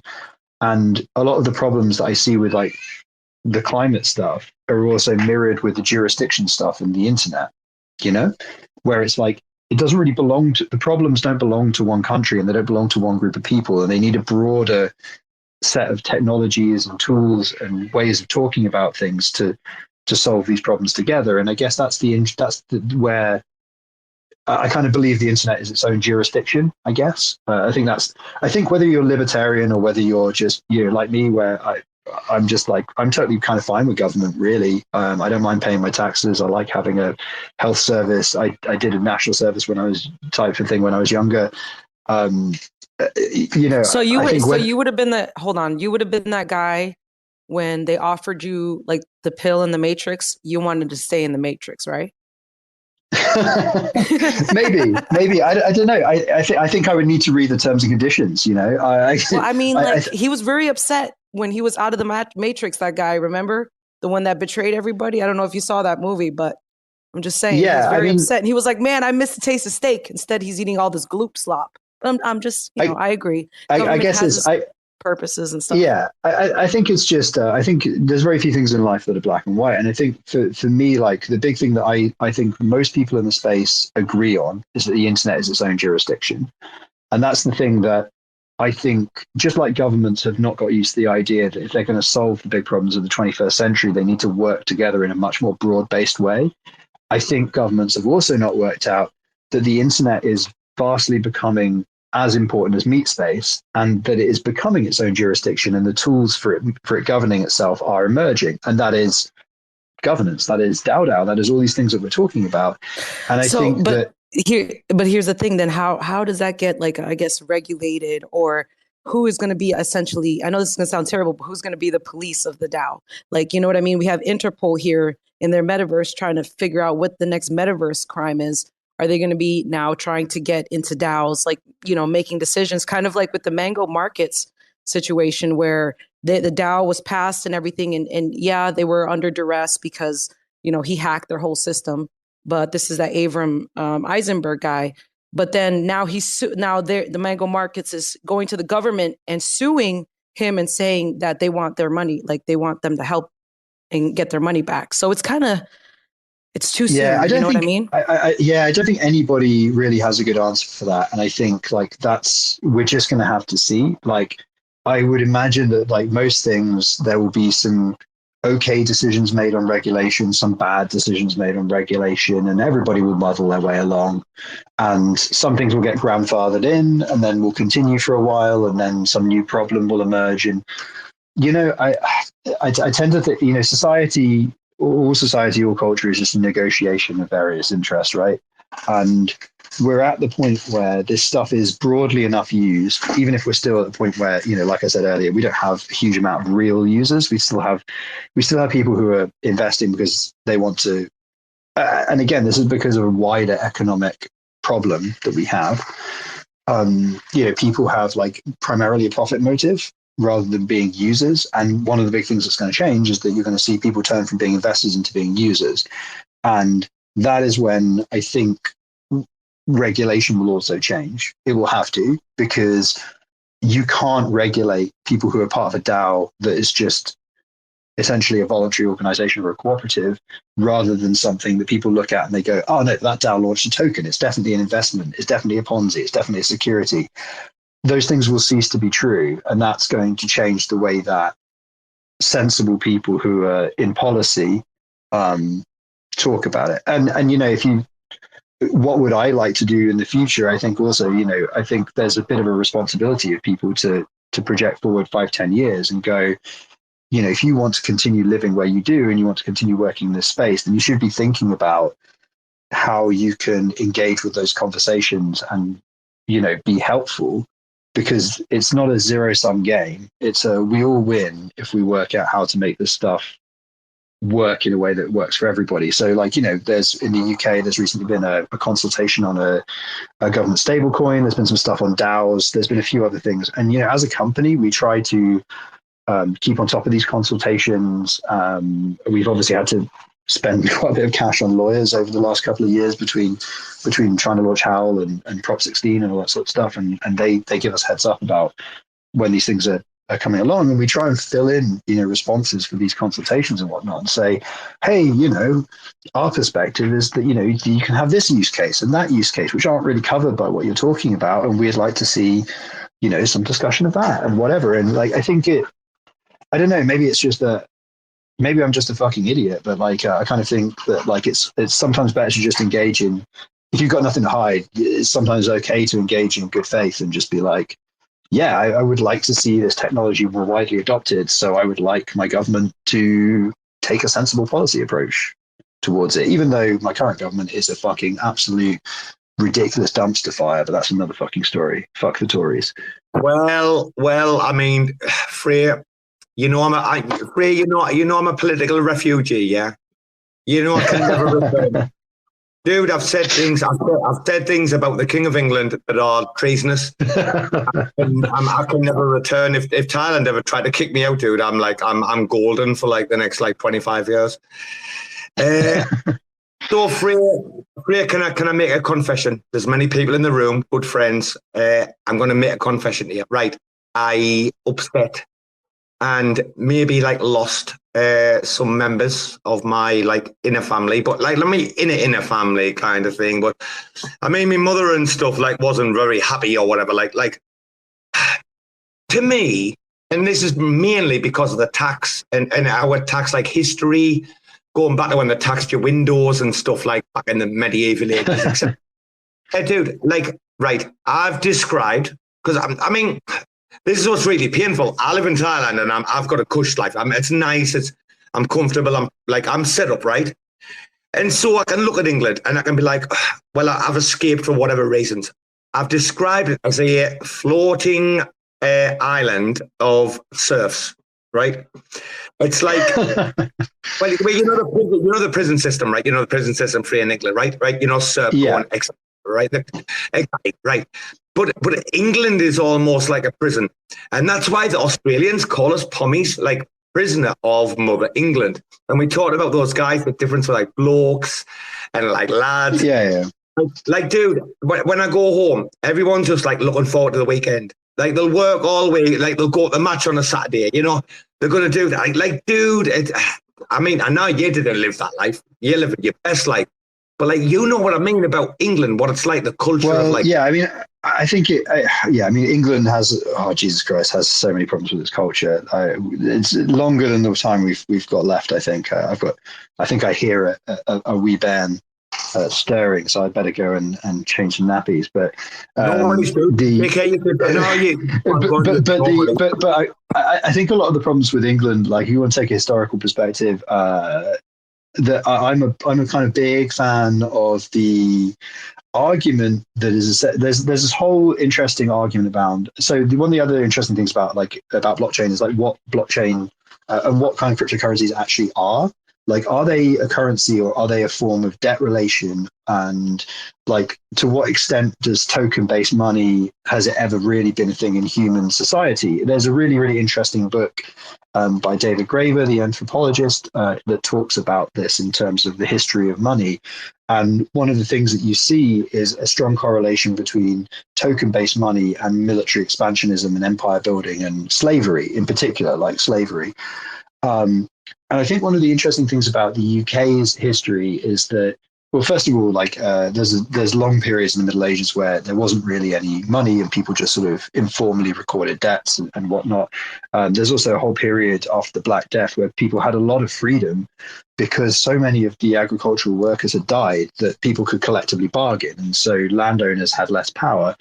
And there's some great stats if you want to look them up about how many festival days people got off work in that period of time. Like, there's about 100 years where the population was so small, people were literally like, I'm going to work 50 days in a year and there's nobody else to work on your fields anyway. So that's what I'm going to do. And I'm going to spend a lot of time, singing fucking folk songs and getting drunk and making cider and the rest of my time, fuck off. And singing Kumbaya, like singing Kumbaya.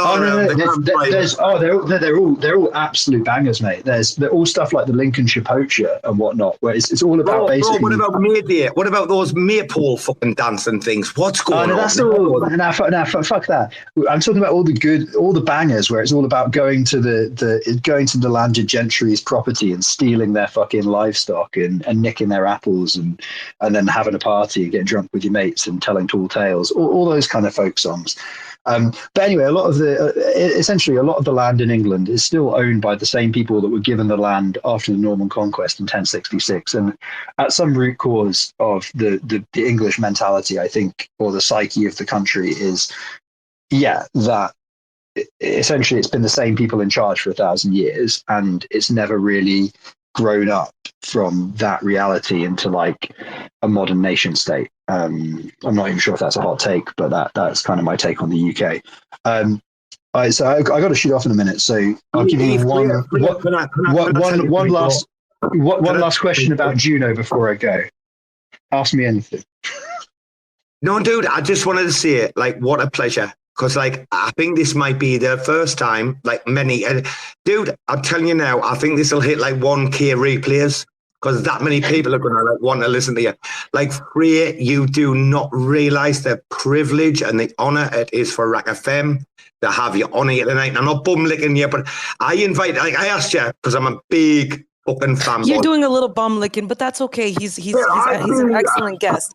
He's an excellent guest. He's fucking. Hey, I tell you what, your man's gas, absolute turbo, rocket fuel. No. Wow. Yeah, no, it's been fun. It's been fun. I apologize that I'm a bit out of it. I'm a bit sleep deprived for obvious reasons at the moment. Trying to fit everything in, but it's been fun. We should do this again sometime. Maybe I want to Bella slapped and maybe like we can talk more about specific. Well, hopefully again, like I said, coming weeks we're going to publish some more stuff on all of the various shit that we're kind of thinking for direction of Juno and everything, and we can talk about that stuff. We can do some. We're talking about AMAs and all this kind of shit as well. It's all going to be lots of cool shit to talk about, basically, and we should do that.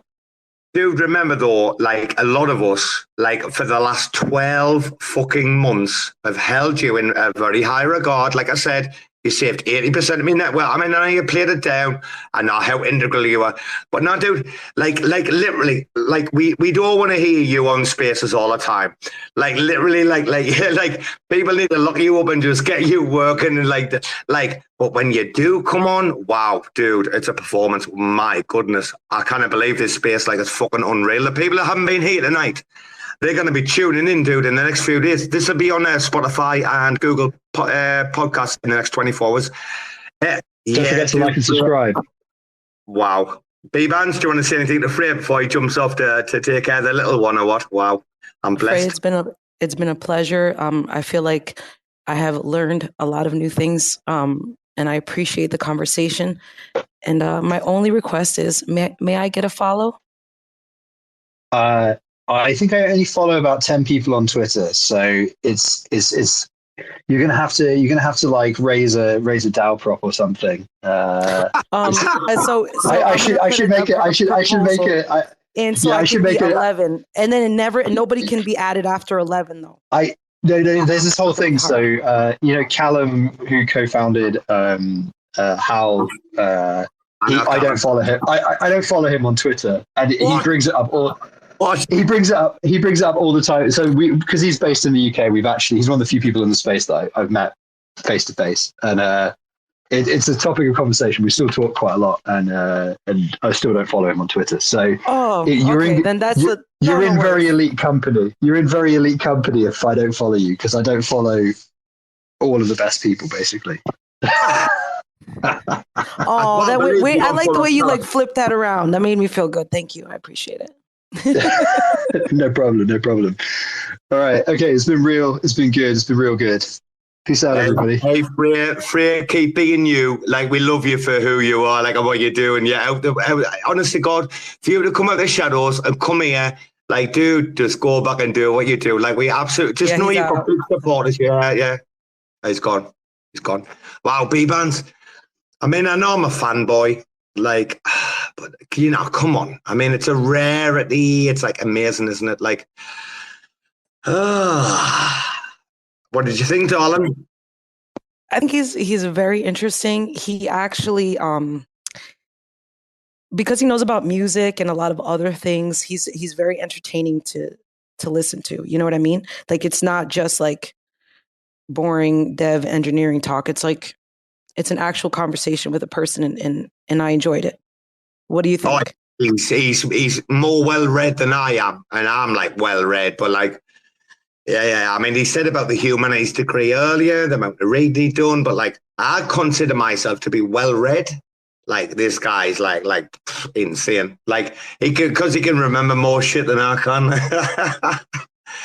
But that's like, there's a lot of interest in like. Can we invite people up now, since we have like 20 minutes? I already have, darling. Listen, hey guys, if y'all want to come up and chat or anything, please feel free. We got like 20 minutes before we have to shut it down, and Finn, so Finn doesn't yell at us. Well, let's get back to the show. I've invited loads. Let's get back to the show. Wait a minute. Where's your man Bitshack? I mean, he was fucking retweeting this just the other day. I hope he's been fucking in a car crash. So, Bitshack, you're in the hospital tomorrow, and you're like, oh, what happened on the fucking Spaces last night? And you listen to this. I mean, I hope you've got no broken bones. No, listen, Lord Trivia did that. Listen, Lord Trivia retweeted the space, was going to come, accepted the calendar invite, all set and go. And he doesn't show. Not only does he not show, but on the same day, and doesn't respond to the messages, he posts a picture of him on the side of a mountain skiing. I was like, damn, that burnt a little bit. It burnt me. I'm not going to lie. Motherfucker on the fucking ski slope. He was with his friends, like having the time of my life. And I'm like, man, but it was okay. It was a midweek special. It wasn't like the bare bones. Like, it sucks more if it's on the Monday show. But you know what, though, that special. So you know what, darling, that epitomizes the phrase like, oh, break a leg. You know, when they go out on stage and they're like, break a leg. That like epitomizes, you like, break a leg, you cunt. You know, there's like, go on stage, break a leg, and there's like, break a leg, you cunt. Hello, Slinky, you little darling, me little Slinks. Comes down the stairs, bouncy. Yep, totally. That guy, I am so upset. I just woke up and only heard a little bit of him. Like, I want to marry him. Fuck, he's so interesting. He's extremely interesting. Wait, RAC FM, fucking #1 scoop. Joe, Timmy, have you had them on the show? Homepleb and me, have you had them on your little fucking bum chum fucking let's talk in the fucking Roosterfield fucking show? No, you haven't. Guys, scoops. People won't even, I'll tell you what, the Tammy show from last week, the numbers on this show last week with Tammy, I'm foaming. It's a fucking disgrace. It's one of the funniest RAC FMs we have had yet. Nobody could stay serious. Now, compare with tonight. Like, it's like yin and yang. You don't know what you... Oh, look who's here. Well, Bbandz, the new host on the block. Brucey. Bbandz is your intern. Bbandz is your intern coming in. Oh, Bruce, you're going to lose connection again, you pleb cunt. Sort your life out, will you? I'm only going to swear because Finn's... Right. Now Frey's gone and Finn's not here. You're fucking all about to get the end of the fucking show, aren't you? We'll cut this cunt out from the Spotify. Especially, I sent my mum the Spotify link today. Oh, that was a bad idea, wasn't it? No, she's probably real proud of you. Maybe she's laughing. You know what I mean? Let's think positive. Let's think positive. You're not down horrendous yet until you talk to her. Then you know for sure. But you know what I have? I've been Bruce, are you around? Or can you talk? What's up? Is Robo getting ousted? Is there a coup? Oh, no, I've been thinking about Bruce for a couple days now. Don't tell Andrew. Don't tell Andrew. For fuck's sake. Oh, he's standing right next to me. So, Bruce. Hello, Andrew. Bruce. So Andrew, how's my audio tonight, Andrew? Andrew, okay, he's here. So, Andrew. Bruce, I need you, like, I don't know why, but I feel like you ever watch... I need you to scream, like one of these days, I need you to scream out really loud. Everybody get into the chopper. If you can do that for me, that would make my fucking life, okay? Okay. I'll do that one day for you. But only if you will get to that chopper. Get to the chopper! Get to that chopper, Bbandz. Yes. Oh my God. I need that as a sound clip. You need to bring the clone baby. Bring the clone baby to the chopper. We said, Bruce and Joe should do an entire show, right? Bruce is Arnie and Joe is Sylvester Stallone, right? Imagine like a 45, 50-minute show.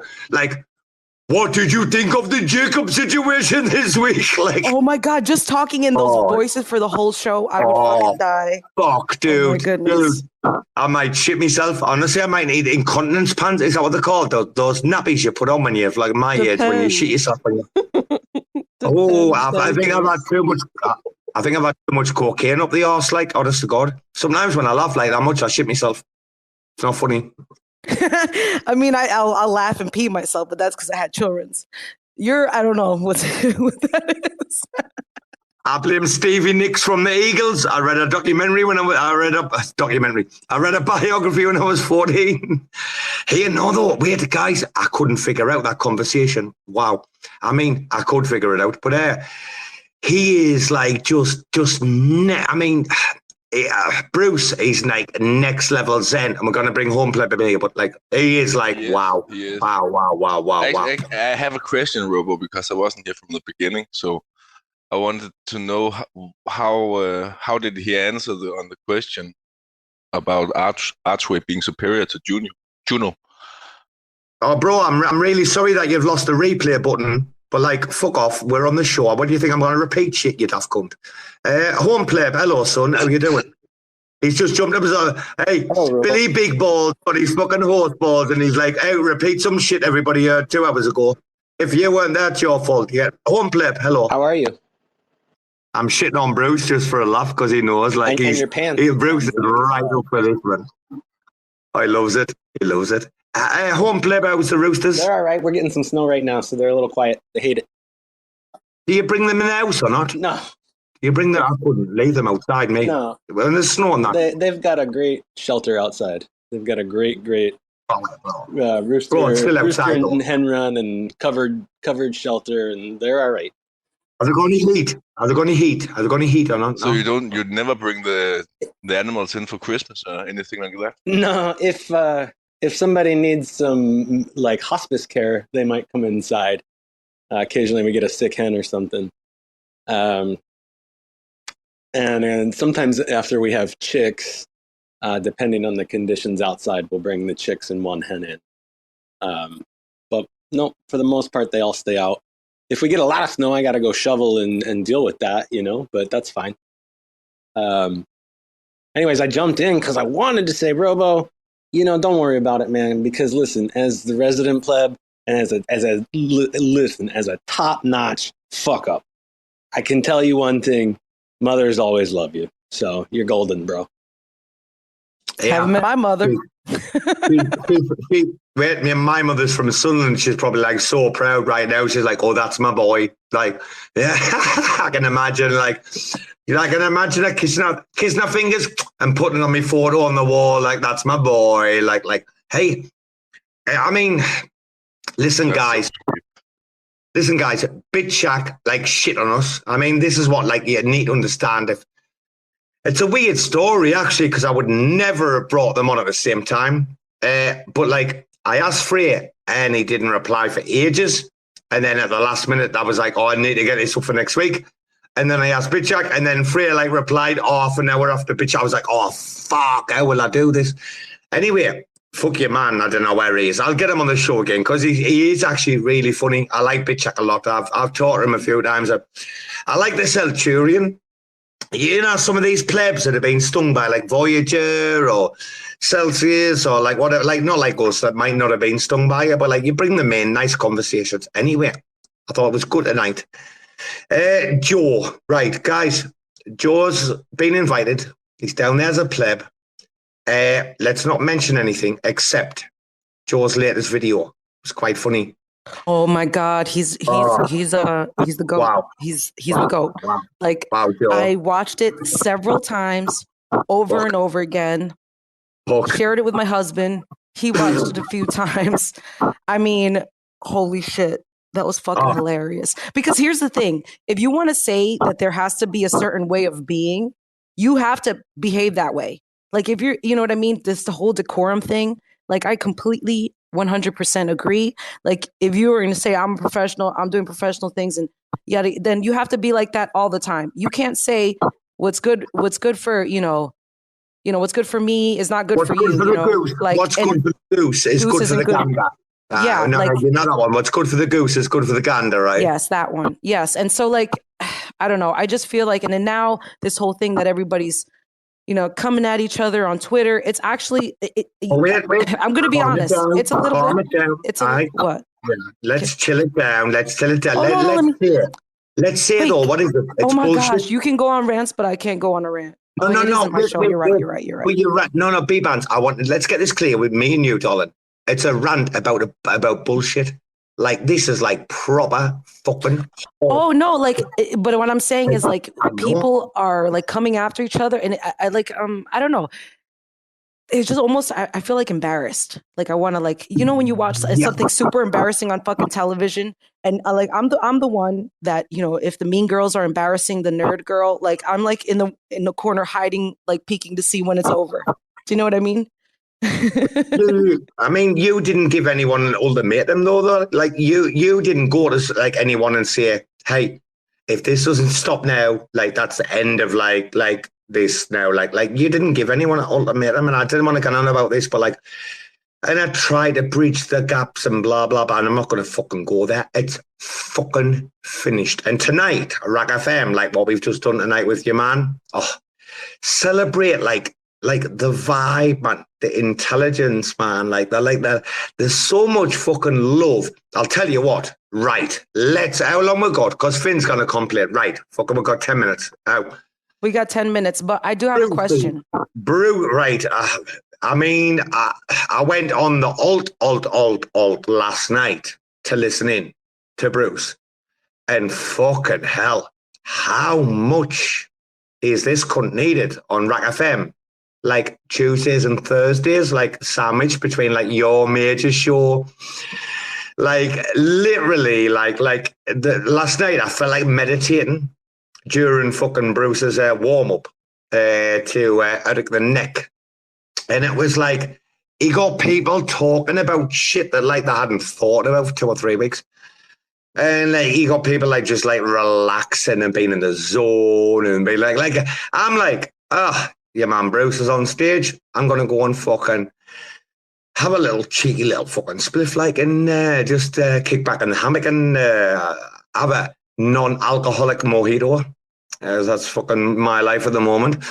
And I'm gonna like drop in the hammock and I'm gonna listen in. But so important, so crucial, and I can't wait for that. The Tuesday and the Thursdays, Brucey's do what the fuck he likes. He knows it's an open mic, but he has to manage it. If he wants to put a special on later in the day, he can, after the warm-up, blah, blah, blah. He's free reign. Tuesdays, Thursdays, Brucey's.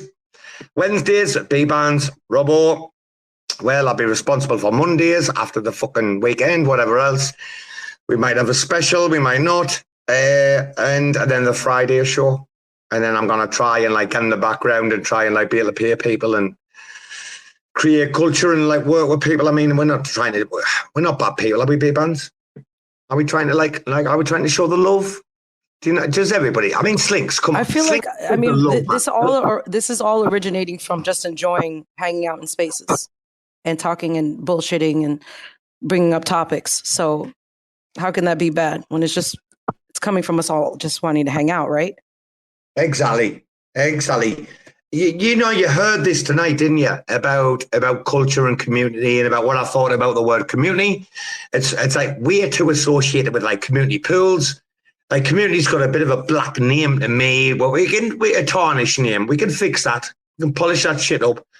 Culture is where you fucking start, right? And you know, we talk about loop and like the drama and like. They tried to make me go to rehab. I said no. Yes, I've been black, but when I come back. Rooftop parties in Medellin with Omni. Oh, Kevin. Where are you, Kevin? My daddy thinks I'm fine. They tried to make me go to rehab. I said a loop. Sorry, darling. Sorry. Are we getting carried away? We're going to finish soon, so I thought we might have a laugh. Oh, yeah, no, for sure. I think right now what's going through my mind right now is the you know how Tank had posted about the government using that Silk Road BTC, putting it into Coinbase, right? Yeah. And then I wake up this morning and it says Kathy Wood from ARC purchases over 300,000 Coinbase shares in the biggest buy of 2023, like the next fucking day. Fucking crazy. I said Q1 pin. Nobody listen. Be careful. Buy dog coins. Honestly, probably one of the best investment one of the best assets you can put your money into. You can invest in now with dog coins right now. Traditionally, like you mean like dog shit coins, or like you're talking about shit coins, or just like Doge? You know, whatever. What are you talking about? I did a 70% on SHIB and I sold a lot, and I'm building bags at all my levels. Oh, darling, I've got my dog coin. I mean, in my opinion, the dog dies this year. I've said this before. That's my thesis. The Doge dog dies. And then... Man, what do you think about H-Bar, though? Right. Really interesting. I mean, H-Bar and Algo, the two, like... they are the really interesting ones that you're worried about, like becoming ghost chains. It's like where's that line where it can be? Why would you wait? Hedera Hashgraph becoming a ghost chain? No, well, because in previous markets, like previous coins have that have been billed as like being the next big thing. Like come on. Did you see their partners though, and who was like who their counsel is and stuff like that? I mean, I've been talking about H1 Algo and Quant for how long now? Like, there's so much fucking opportunity now. You're talking institutional shit, right? Yeah, like I'm thinking the people that are, you know, have their institutions that are part of this governance council. You know, they're just, you know, like liquidity. It's crazy liquidity though. Like no matter what you say, like regardless of anything, like the entire blockchain industry just revolves around liquidity. And it flows, and it's like a tide of the moon. Like, you know, I've been up and down in these fucking coins for like nearly 3 years. Like I ignored Noti Crypto. I used to listen to Noti Crypto when a few years ago, before when I first started my journey. And that Noti Crypto guy was like, H bar is the shit. And I just thought he was nuts, and I was wrong. He knew what he was talking about. Wait, y'all are aware there's an exploit, right? Yes. Okay, I wasn't sure. On Hydrograph. Yes. Okay. It's called. Is it called Crowbar?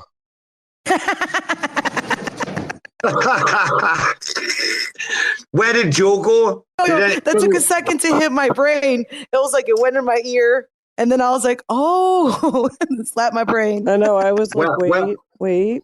Where did Joe go? Coming up the Joe back. I mean, okay, Joe back in the room before we leave, no?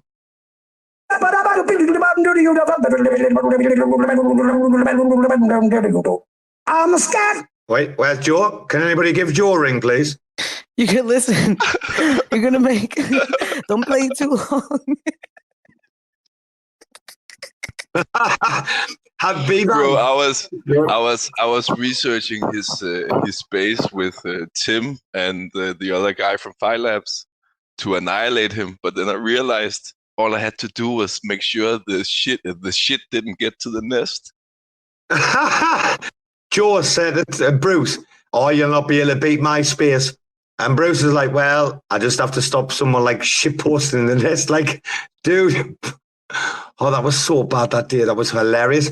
Where's Tank? He must be choking someone out with like earbuds in or something. I invited him earlier. No, he's not coming up. Or maybe his show. Is his show going on? No, it's Friday. He doesn't do a show on. Does he do a show on Fridays? No, Mondays and Fridays or something. I don't know. Well, we're going to wrap up soon. Next Friday is the DeFi Dejan thing. Now, I'm going to say this, and I don't give a fuck. It's RAC FM, and we have the freedom of choice to say what the fuck we like. I've arranged like few Dejans for next week. Zulian can't accept because it's like 5 a.m. He's got a young kid. That's Zulian from the Rekt gang, the DeFi Dejan guy. One second, I'm going to bring you straight in. Guys, we're trying to plan a show, and Shrewd is ghosting me 3 fucking times now. Fair play, dude. Hey, I didn't realize, like, sorry, bro. I didn't realize, like, that was a skin in the game, but now I do. Hello, Tank, son. You're fucking normal. Thank you. What's up? What is going on, everybody? It's Friday, and it's a happy birthday! Oh, happy birthday! Old. I'm so old. Thank you. Oh, Tank, happy birthday. Thank you. You know that I know that you just put that 2 in there before the picture was taken, because there should have been like a 7 or an 8 there, right? Next to the 4. 42. Shut up. Don't make me feel any more old. No, yeah, I'm fucking having a blast, guys. The markets are down. It's exactly what I fucking wanted. Oh, it feels good. It feels good.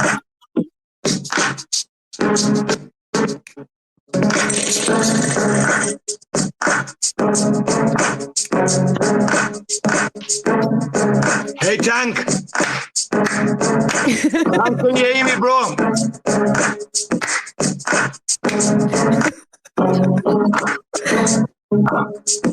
Go. You know what makes me feel even more fucked up? Because I remember how old I was when that came out. Yeah, I know that song came out. That was my jam. Can you hear that? Shorty. Like I could. Go, shorty. Go, Jordy. We gon' party like it's your birthday. We gon' sip a party like it's your birthday. And you know we don't give up, cause that's your birthday. Oh! He's gonna have to cut that out. Before, 50 Cent sues everybody, right? yeah, this space is fucked. Y'all played way too many fucking things. Y'all. They're gonna have to cut that out. No, but we had to be Bbandz. Tell him earlier we had to be really serious. Wow, we had to be serious for so fucking long. It was crazy, man. Crazy. My brain. Can I say something real quick? Go on, dude. Fuck being serious. Fuck the drama. Fuck all that stuff. Birthday stream for me today, which means birthday stream for you guys today. I'm giving away a watch to one of the fucking people in the damn stream. No strings attached, no NFTs. You just gotta fucking be there. We're giving away one of those fucking Tissot watches to celebrate my birthday. So let's fucking go. Nobody else knows about that shit too. So yeah, What's that Maneki post real quick? You put some you choose wisely and you use the handsome David Navarro to send your messages. The guy is a thirst trap. Thirst trap. I got everybody with that message. Yep. Choose your fucking side, whether you're a holder or not. We've been talking about it with the Discord. It's hard because it's like people are doing their things. Not a lot of people are showing up and all this other stuff. So we're going to make an announcement during the live stream. So again, hopefully the watch giveaway incentivize also other people that might have interest in things, but all good things for people that, are long-term holders and supporters anyway. So nothing really bad. It's a celebration. If you guys have time, all you got to do is be there. I love it. Yeah. I love it. I absolutely fucking love this community, man. The heart and the souls and honestly, I feel like I'm in Bangkok and I can smell your guts. That's how close I feel to you, like you plebs. I fucking smell your morning shits, man, from here. You know that? Oh, God. Well, God forbid. Bbandz, God forbid you smell mine. I just lit a candle, so fuck all that shit. But there was this big pack of poopery. That thing that you spray in the toilet before you take a poop. Poopery, yeah. Poopery, it was really? Yeah, it's called poopery. You can order it, or it was at BJ's or whatever, and I was looking at it, and I was like, man, that would be good to have in the house because, man, isn't it nice? You just go and it traps the smell. It won't come out of the toilet. I'm just, when I was a kid, me grandma used to knit these like things that look like women that she used to put over the toilet roll. She used to knit these like a doll or something, knit it and then put it over and that's your toilet roll holder when I was a kid. You didn't buy any toilet roll holder. You knitted the thing. It was mad. I'm probably an old cunt. No, that's pretty cool. I feel like that's something my mother-in-law does because she knits like crazy. She would do something like that. Google this shit. Google knitted toilet roll holders. Google it. Look, it's 10. It's 10:01. Do we want to shut this down so that? Well, can we sing "Happy Birthday" to Tank? So yes, you sing your Marilyn Monroe. Come on, Bbandz, sing your Marilyn Monroe. I don't remember how to. Happy birthday, Mr. President. Happy birthday, Sir President. Happy birthday to you. I love this. I love it. Thank you so much. I appreciate you guys. Love you guys to death. Tank, wait a minute. Tank. I did it with a lisp. I wanted to put the lisp in there, make sure you knew how spectacular I thought you were, Whoa. Are we forgetting RAC FM fucking tradition? Tank, if you don't get Robo wishing you fucking happy birthday in Thai, me, the pleb, the Geordie cunt, the Macam, I get called a Geordie cunt. Dude, if you don't get the Robo fucker, so, give me a minute.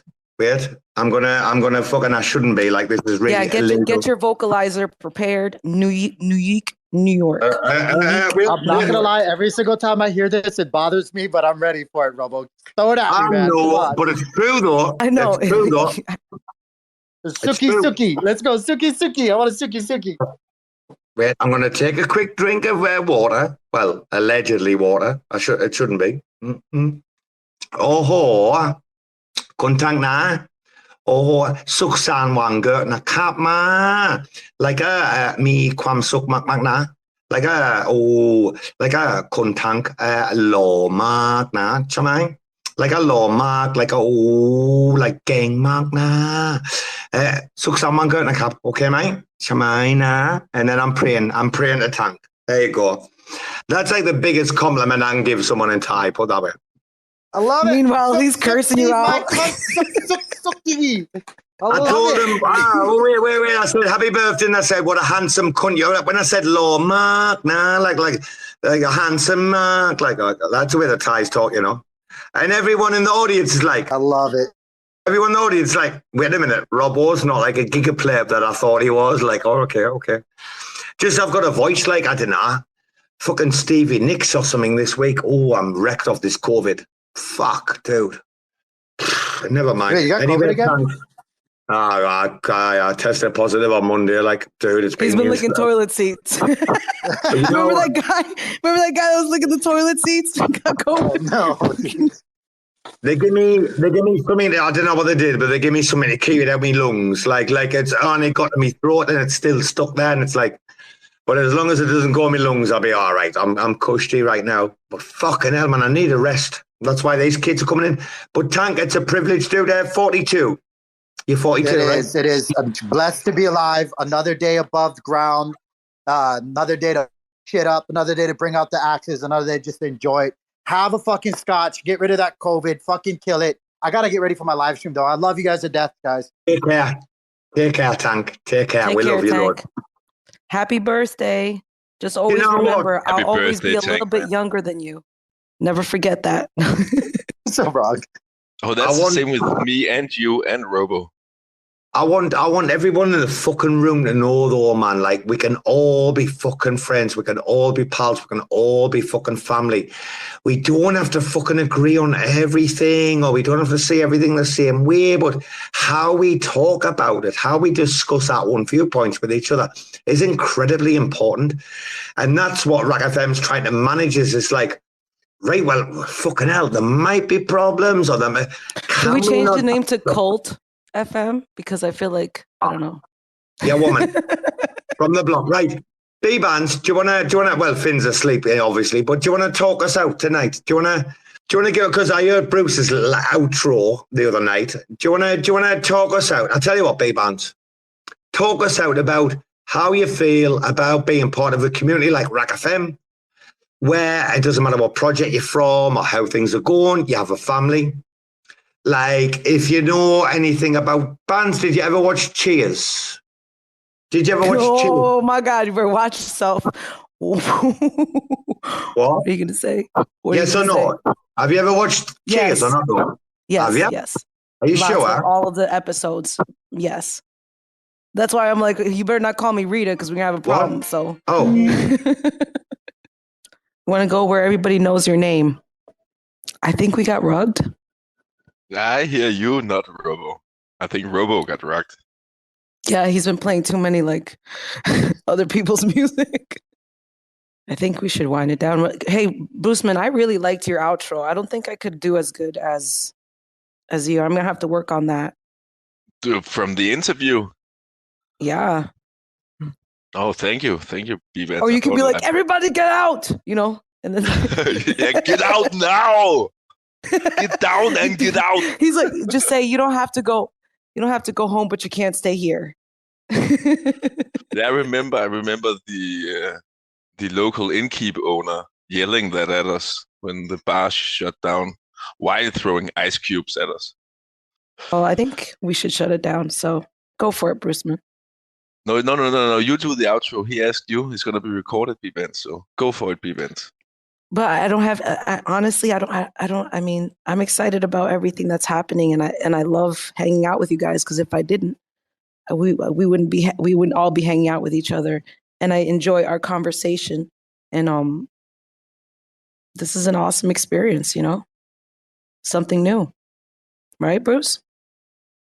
It is, and then, yeah, I agree. It is an awesome experience, and it is something new, and it's such a privilege to do it and experiencing it with all of you guys. Even though we have differences, and we have drama, like every family got that, right? Mm-hmm. I mean, these are the people you choose to hang out with, or either family or real friends, you know? Hey, Joe, why were you putting a thumbs down? You want to come up here? Got something to say? Because it's a troll. We all know the spicy? saying that blood is thicker than water. But the original saying, that's only half of it. The original saying is that the blood of the covenant is thicker than the water of the womb. So the bonds we choose in life is thicker than those we were born into. Yeah, I totally agree with that. 100%. All right, well, it's been real. It's been fun. It's been really, really fun. Thanks for coming to RAC FM's weekly show. We had the Frey on. It was an amazing show, amazing guest. Thank you so much for coming, and I hope you guys have a wonderful weekend. We'll probably see you on the after show if Robo decides to spin one up. See you guys later. Bye. Bye. It's the Rekt show coming from the Rekt store. With this back in the Mac in the backflow. Let's go, chillin' with raccoons by the back door. Take calls so you can stake more. All I wanna do is making dough, right?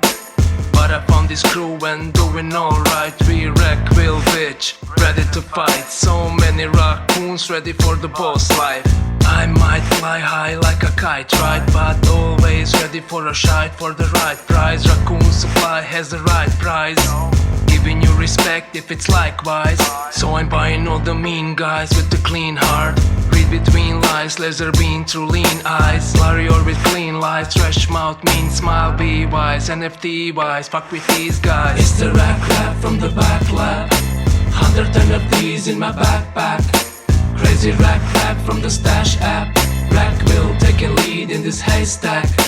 It's the RAC rap from the back lab. 110 of these in my backpack. Crazy RAC back from the stash app. RAC will take a lead in this haystack. Blast that RAC rap from the stash app. Supplying the raccoons with a headbang rap. RAC gang with the RAC will slang like a trash can. Hoodie with fangs and a gold chain. It's either RAC will or the red pill. Best chill while we get into the first meal. Best feel, best devs with the best skill. No shill, all real, secret is a great deal. RAC will insane, Shane better stand fast. Robo shooting his tweets with straight facts. Knowledge from the street, with the best plan yet. Winston gotta eat if you retweet that. Free alpha life feed from the base camp. McKenna always ready if you dare that. Buying all raccoons for his rare stash. Trash panda biker gang motherfucking hashtag. It's the RAC rap from the back lab. 110 of these in my backpack. Crazy RAC rap from the stash app. RAC will take a lead in this haystack. It's the RAC rap from the back lab. 110 of these in my backpack. Crazy RAC back from the stash app. RAC will take a lead in this haystack.